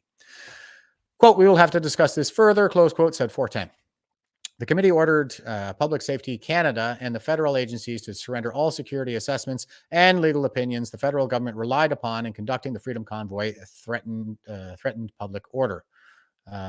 Threatened public order. Okay. That the Freedom Convoy threatened public order. And yeah, I would really like to see that legal opinion. That's all classified. The Emergency Measures Act inquiry didn't really produce any meaningful information. So we got to get, that was a dog and pony show, just to whitewash the whole thing. And we got to get down to original sources here and see these documents. And we are entitled to see them. I mean, this is being done in our names. So let's see what the hell is going on here. Progressive Senate Group's Senator Peter Harder said he thinks, quote, we should be realistic as to what our expectations ought to be, close quote. Quote, those documents by definition are secure and classified, close quote, said Harder. Yeah, and we can declassify documents. I know that. I worked in the military for 20 years, and I had a top secret security clearance the entire time. It's not that difficult to declassify documents, and parliamentarians have no idea how to do these kinds of things, but we have an entire security apparatus that is very well funded and paid. CSIS and the RCMP and people like that could very easily redact documents to avoid the release of any kind of sensitive material. The problem is the only sensitivity is that it would be embarrassing and damning for the people involved if we were to find out what really happened here. So they're hiding behind this veil of secrecy on these national security grounds, but the actual security threat is coming from the government itself. Liberal MP Yasser Naqvi, Ottawa Centre, said the committee was, quote, talking about a lot of documents, close quote. Justice Minister and Attorney General Arif Virani said he would consider this move unsuitable and unadvisable. Conservative MP Glenn Motz, Medicine Hat, Carleton, Alberta, argued people were entitled to see uncensored records explaining why Cabinet invoked the Emergencies Act. Quote, we can certainly ask for unredacted documents, close quote, said Motz. Yes, we certainly can. It's a stalling tactic. It's a bunch of BS that they can't unredact these documents. Usually documents remain classified to protect sources. Who are the sources that we're trying to protect, and who are we trying to protect them from exactly? It doesn't make any sense. Okay, and speaking of a lot of Chinese interference, I saw this over on Facebook, and this is somebody in PEI doing a post here. He's talking about a Globe story. I didn't pull up the story, but I just thought I would post this because I've been talking about PEI quite a bit around here. I'm pretty concerned about what's happening in PEI. It's pretty close to home for me, living in Cape Breton. So here is a gentleman over on Facebook, and he says, the Mercer report confirms that there are 3 registered monasteries, all Chinese, that have not yet disclosed where they will be constructed. There are Compassion and Grace. They are the Compassion and Grace Institute, the Guanying Monastery, and the Qiyun Monastery. Members of these 3 are now living and renting spaces. We don't know where they eventually will locate, but judging from what we have seen in Heatherdale and Brudenell, they will be massive dominating entities within whatever communities are chosen. Will they be in Cardigan or Murray River or Sturgeon or Lower Montague or perhaps in Stratford or Summerside? 2 things about this are troublesome. If they locate in Southeast Kings, the area will be completely swamped, though I will maintain that that is already the situation. This is reckless and foolish immigration policy to allow such a concentration of newcomers in one small area, especially ones that are connected, well organized, and on a mission before they even arrive. That is not immigration, that is checkbook colonization. I like that phrase, checkbook colonization, and that is what's happening in Canada. As far as I'm able to tell, is we are being colonized by China. On the other hand, if one or more of these Chinese monasteries locates in Stratford or Summerside, it will be a clear sign that Bliss and Wisdom has concluded that the politicians on the island are so inept and compliant that they can plan on more than a toehold in Kings County. Does that sound far-fetched? Well, that just depends on whether or not you've been paying attention. Thanks to PNP and other initiatives, much groundwork has already been laid in both Stratford and Summerside. We do well to recognize that the long-term objective in all of this is not to gain a toehold, but to apply a chokehold. Very well said. That seems to be what's happening over there in PEI. It's a pretty vulnerable target, small population, small landmass. Probably high value, has potentially a naval base in North America. So, very concerning what's happening over there. All right. Here is, I'm back to the Stephen Guilbeault article here. So I'll just go ahead and get back to my regular tabs. I get that out of here. Okay, so we're over to Tucker Carlson now. And Yeah, this is the interview that he's doing with Vivek Ramaswamy. I'm just going to show like the first couple of minutes here. Vivek, I think, is a pretty strong candidate, and Tucker Carlson is tweeting out, Vivek Ramaswamy is the youngest Republican presidential candidate ever. He's worth listening to. So here we go. The government absolutely lied to us. The 9/11 Commission lied. The FBI lied. There's a Oh, Chris Stacey is really late. He says, how many push-ups? How about 50? You're an hour and a half late, bro. Holy smokes. Yeah, I think that's fair. Let's go with 50. federal case of victims on 9/11 that want accountability.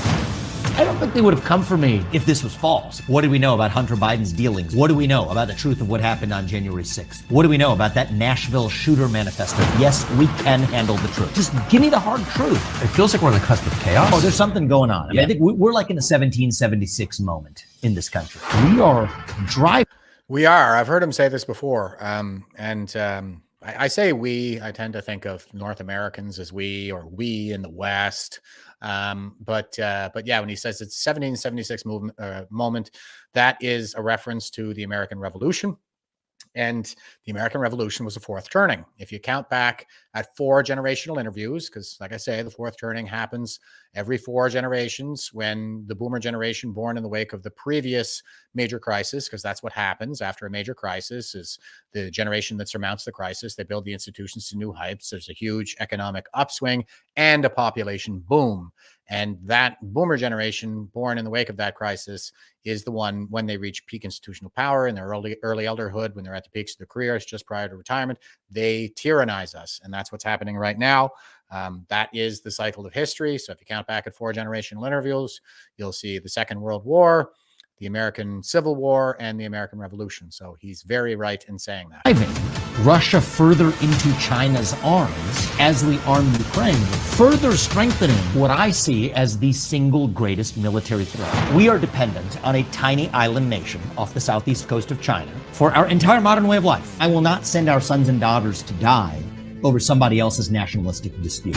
End the Ukraine war, reduce our economic dependence on China, weaken the Russia-China alliance. I'm not sure what is controversial about any of that. They're a dumber group than the foreign policy Republicans. Where are we now? There's a deeper void and vacuum that we have to fill with an affirmative alternative vision of our own. And that takes courage.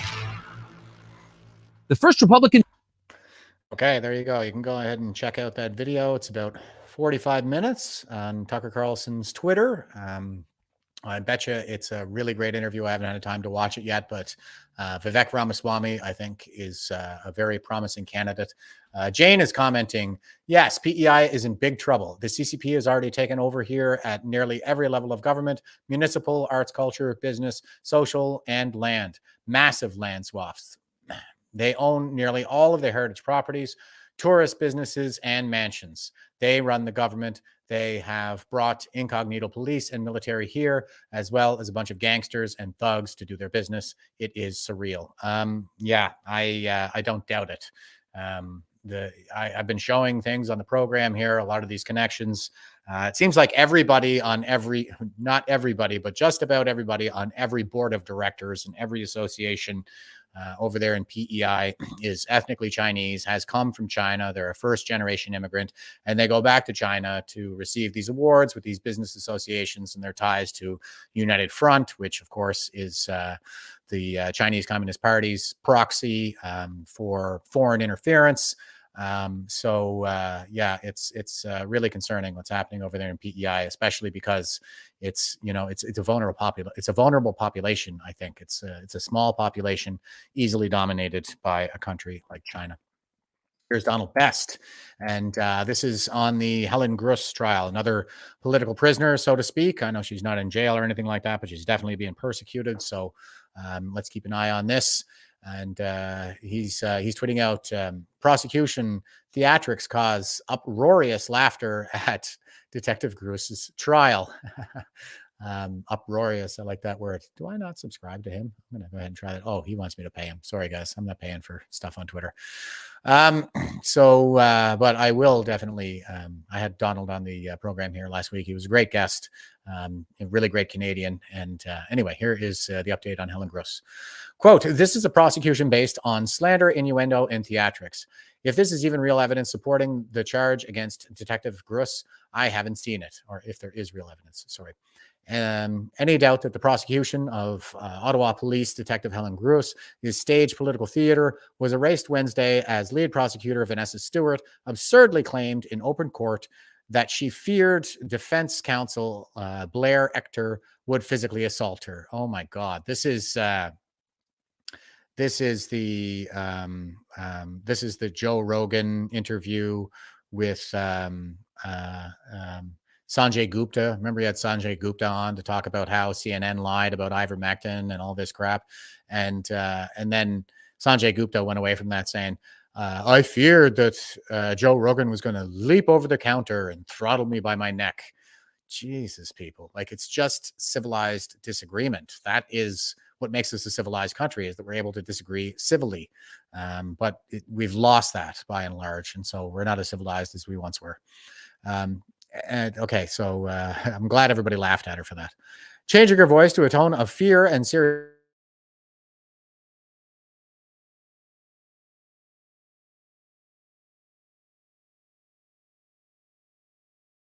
gallery exploded with laughter at the absurdity of her statement.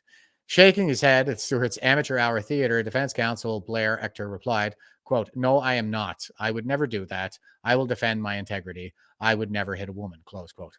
The laughter continued as trials officer Chris Renwick looked down at his desk and also shook his head like he too couldn't believe what he had just witnessed. Yeah, that's cringe. That's what that's called. Everybody's cringing. Superintendent Renwick then cautioned all counsel to remain civil, but it was apparent where his instruction was directed. Immediately prior to Stewart's theatrical debut, Gross's lawyer had accused the prosecution of, quote, "utter bad faith," close quote, due to the fact that the prosecution had claimed in written disclosure that the Ottawa police was not claiming that Detective Gross printed a report that was focused on another officer's desk days after Gross was suspended. Yet during Wednesday's session, the prosecution implied exactly that without any evidence at all. Defense counsel Ector was correct to call out that Detective Gross is facing trial by slander and innuendo. But when the prosecution lacks evidence, there is little left but slander, innuendo, and theatrics. This and much more on my morning show stand-up on Wednesdays, Jason Levine morning show. So yeah, go and check out that. They're doing lots of deep dives over there on Jason Levine, Helen Gross, and the Coots 4 most notably.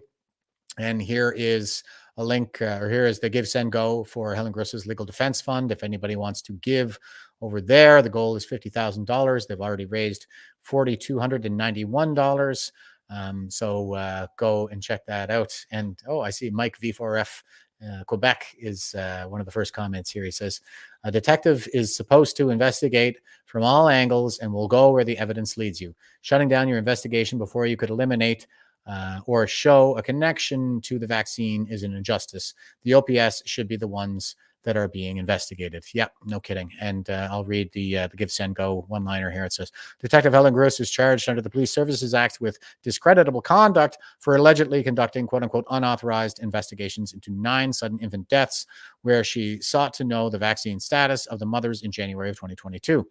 Very similar to Mark Norman, Vice Chief of Defense Staff, being denied funding for his legal defense against the federal government. Helen Gross has been denied legal funding by the Ottawa Police Association Board of Directors. The OPA dues are mandatory for all officers and civilians of the Ottawa Police Service, and the OPA has a duty to provide, quote-unquote, fair representation to its paying members. As per the police officer's oath, Helen has a duty to serve and protect. Hence, she has resolved to challenge the quote-unquote discreditable conduct charge before the police tribunal. Helen has already accrued over $40,000 in legal fees, which she has paid out of her own pocket, and depending on the length of her trial, those fees could exceed $100,000. We need to come together and bulwark around Helen in her fight for the truth. If the OPA reverses its decision and covers Helen's legal costs, She will refund the donations or give the individual donors an option to redirect their donations to a charitable organization. All funds will be transferred directly to Helen. So please go and give generously to defend this great Canadian and for standing up to this tyranny and trying to save lives. Okay, more fires. Big surprise. Climate change. Where are all the fires in China, I wonder? Okay, so Tom Morin is saying 4 teens arrested, 2 men in black on the loose. It's a Fed Tifa Climtard project. Oh, and Yellowknife is also plotted to be a smart city, just like Canary Island in Spain. That's on fire, and Maui. Yeah, that seems to be the case, I think. Very suspicious. So now Kelowna's on fire. Out in BC, this is on the heels of Maui being on fire, and I didn't even get to report. I didn't get a chance to report on the Canary Islands fires over there in Spain. A lot of reason to suspect this has more to do with grabbing land and building these 15-minute cities, something to that effect anyway. It's some kind of a land grab, or it's terrorism to push this climate change agenda. Yeah, this is some footage here of what's going on.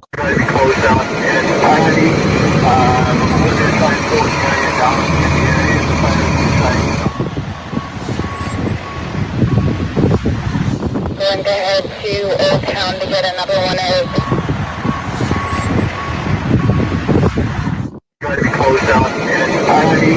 All right, so there's where we are. More fires now in BC. Nothing going on in New Brunswick yet. All kinds of forests there, but I don't know that anybody's going to be messing with the Irvings anytime soon. Here's Castanet, and the title of the article here is Emergency Officials Confirm Structural Losses to McDougall Creek Wildfire. Central Okanagan Emergency Operations has confirmed structural losses due to the McDougall Creek wildfire.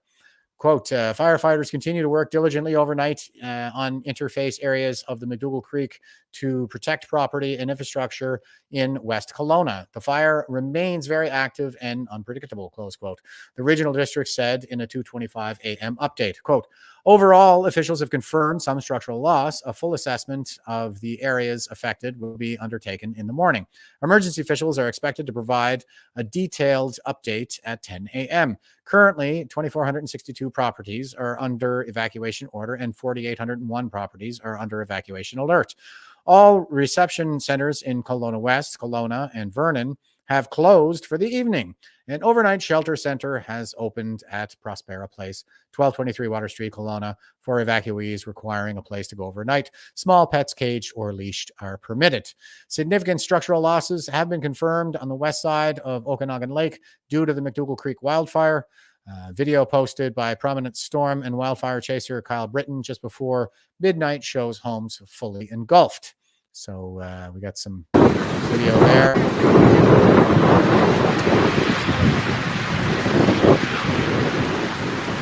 A lot of trees that are not on fire. A lot of trees here that are not on fire.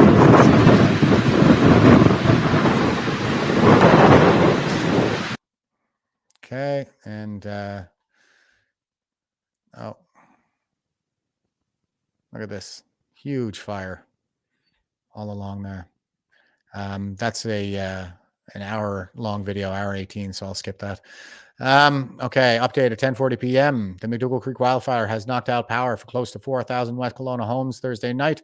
According to BC Hydro, the power has been knocked out for homes along West Side Road, north of Highway 97, and down through Lakeview Heights area. The rapidly going wildfire has forced the evacuation of more than 1,000 properties Thursday as it grows northeast along Okanagan Lake. The West Side Road was closed to traffic earlier Thursday evening. 9:55 p.m. The city of Vernon, which is taking in evacuees from West Side Road impacted by the McDougall Creek wildfire, says most of those are being impacted by the fire are tourists.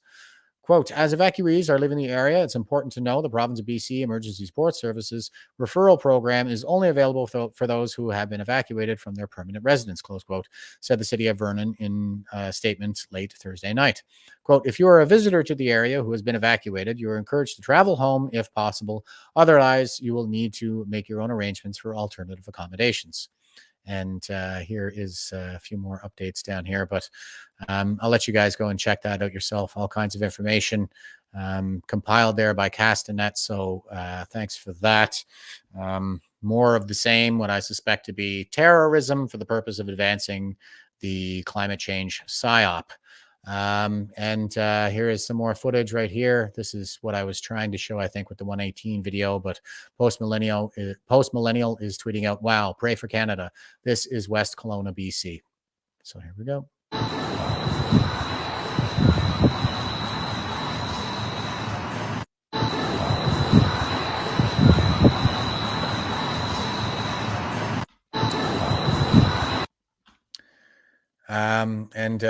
Cora over on Facebook is saying these paid activists need to be stopped. Redacted just did a segment with the guy from Western Standard about the Fed spending millions to ensure that quote unquote hatred toward the alphabet soup community by parents is quote unquote stopped. Yeah, I don't know if you caught the meme here today, but LGBT as in liberty, guns, beer, tits. I support that initiative. And it's a bunch of made up. It's all part of the PSYOP. It's all to vilify Canadians, especially those of us who don't support the sexual butchering of children for money. Big scam going on there to make to turn our children into permanent medical patients in order to provide livestock for big pharma. So it's pretty it's the sickest thing going in Canada right now. Here is some more from West Kelowna. Huge fire all along the horizon there.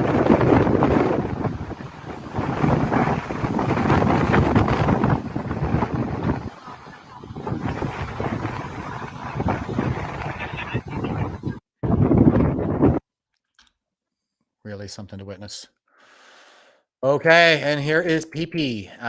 This is a little bit out of order, I think. But anyway, I was talking about the how are young people supposed to get started in this country, and it seems to be the case that young people are finally waking up and posting a lot on social media. I showed a couple of clips of this already. Pierre Poilievre is seizing on it. I think this is good. Again, I think he's, controlled opposition. But he does seem to be moving a lot of these issues in the right direction, just not some of the most important. So here we go. Sunny ways, my friends. Sunny ways. I live in Ontario. I'm in Toronto. I live in Calgary, Alberta, Canada. Did Canada fall off terribly this year? It continues to keep going downhill. The cost of living is absolutely insane. The cost of living in Canada is absolutely insane. I don't understand anymore. The cost of living is outrageous. The cost of living, just so frustrating that you do all the right things, you go to university and then you come out, you get a job, whatever, and you can barely afford rent. You go to school, you get a degree, and you're still not guaranteed a job. $60K a year, that used to be a decent amount of money. Not anymore. I don't understand how I make $34 an hour and I can't function. I'm working 3 jobs right now. I got out of university last year in December, and I have been grinding it out ever since. I can't pay my bills. I can't even literally keep gas in my car to get to work 3 days a week. I have this friend, he's a software developer. He makes a decent amount of money, maybe close to 150. There's no chance I can get a house unless my parents help me. And I was just man, a software developer making 150, and he's man, I can't get a house. The cost of groceries is absolutely insane. I went to a local farmer's market down the street and I got 5 just little things and it came to $62. That wouldn't even feed me for 3 days. Maybe $80 in food for the week. And I literally only buy groceries when my daughter's home now. We're getting absolutely killed on groceries. I just got back from doing groceries and I have $70 worth of groceries on my table right now, and I genuinely don't even know what I purchased that made it to $70. There's people who have full-time jobs making $40K who are going to the food bank. I can't afford to move out. I'm 24 and I'm embarrassed that I can't move out. I can't leave my toxic household. How do you live? I can't function anymore. It's brutal out there. I feel so utterly stuck. I don't know what to do anymore. This Canadian dream, is it still a thing? Sunny ways, my friends. Sunny ways. Sunny ways, my friends. Sunny ways.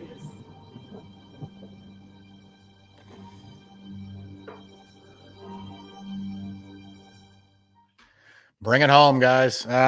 Yeah, so good campaign ad by controlled opposition leader Pierre Poilievre.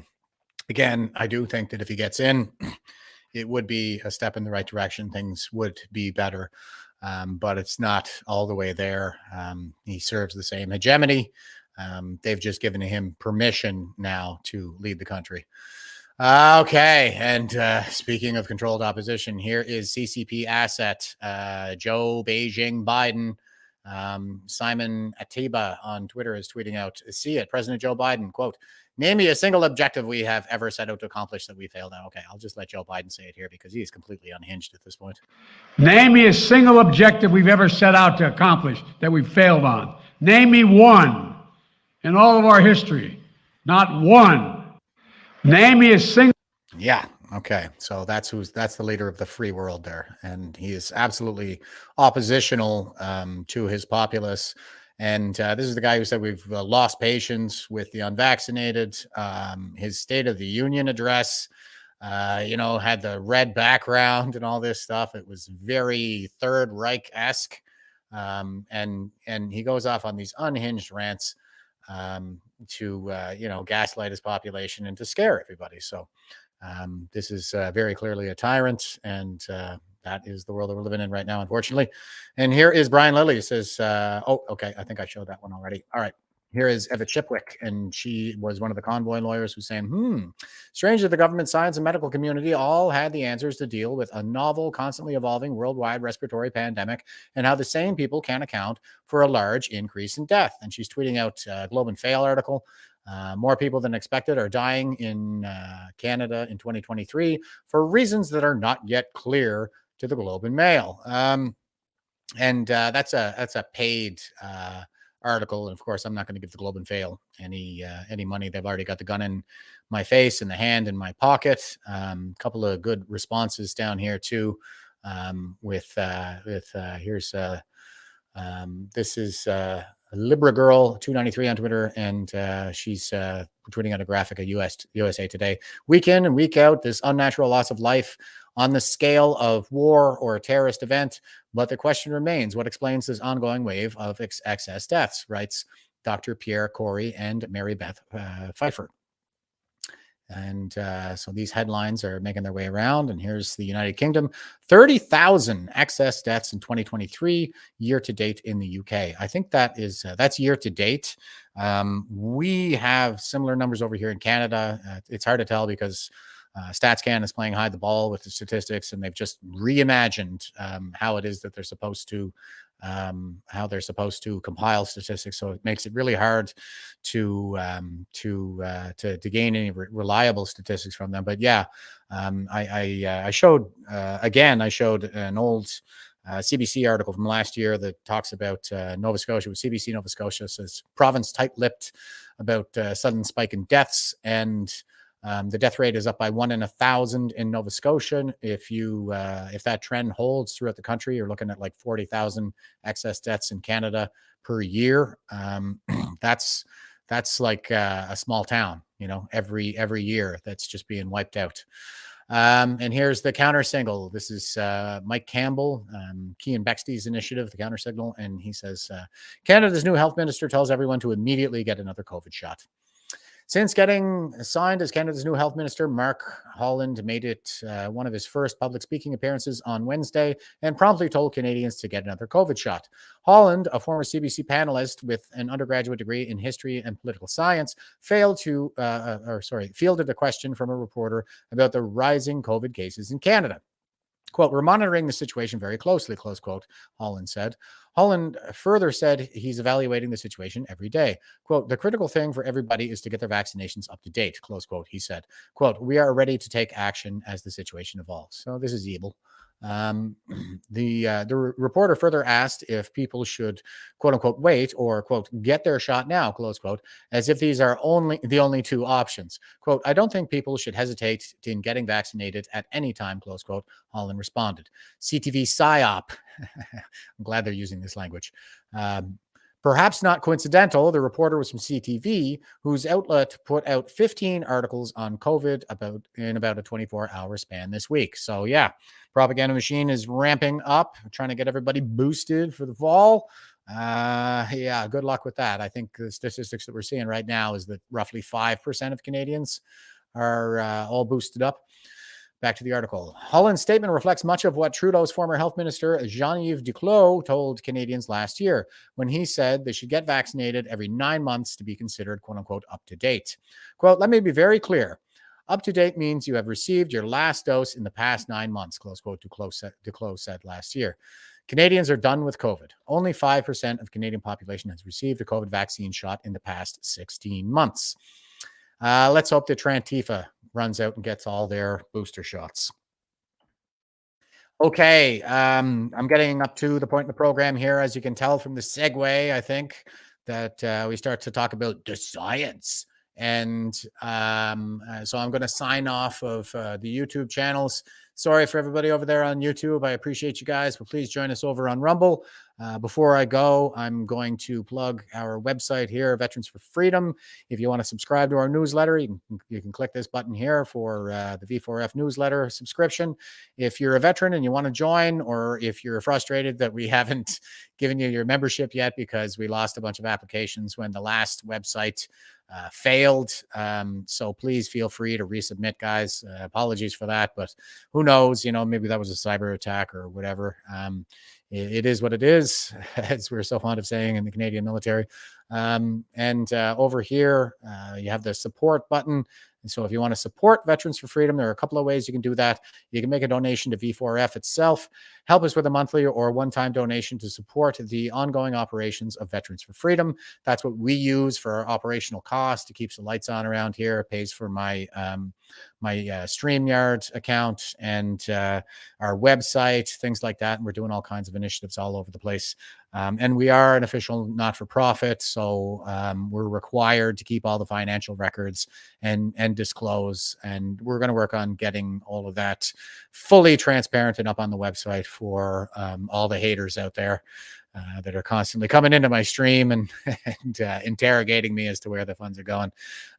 But anyway, yeah, it's a fully above board not-for-profit. So, and also there's the support fund.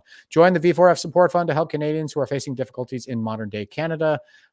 If you want to support that, you go ahead and click on the button. And as you can see, we have all these buttons set up for anything from a $5 to a $1,000 a month donation from your credit card. If you don't want to use a credit card, you can set up your e-transfer to go to fund@veteransforfreedom.ca. That's veterans4freedom.ca. Auto deposit enabled preferably, but if you're not able to do that, please use the password fund4freedom. That's fund4freedom. And we have donated already to the last one went to Garnett Harper's there. The guy who needed a kidney transplant was denied because of his vaccination status in Ontario. He ended up dying and left behind a widow and 5 children. So last month's donations went to his family. Before that, it was to saving the life of Sheila Annette Lewis, who's being denied a double lung transplant by Alberta Health Services for her vaccination status. So this is a very worthy initiative. I'm really proud of it. And thanks to Drew for all of the incredible effort that went into this. And please give generously, folks. Okay, I'm about to drop the YouTube channel here, guys. Again, apologies, but take it up with YouTube. It's just something I got to work around here. So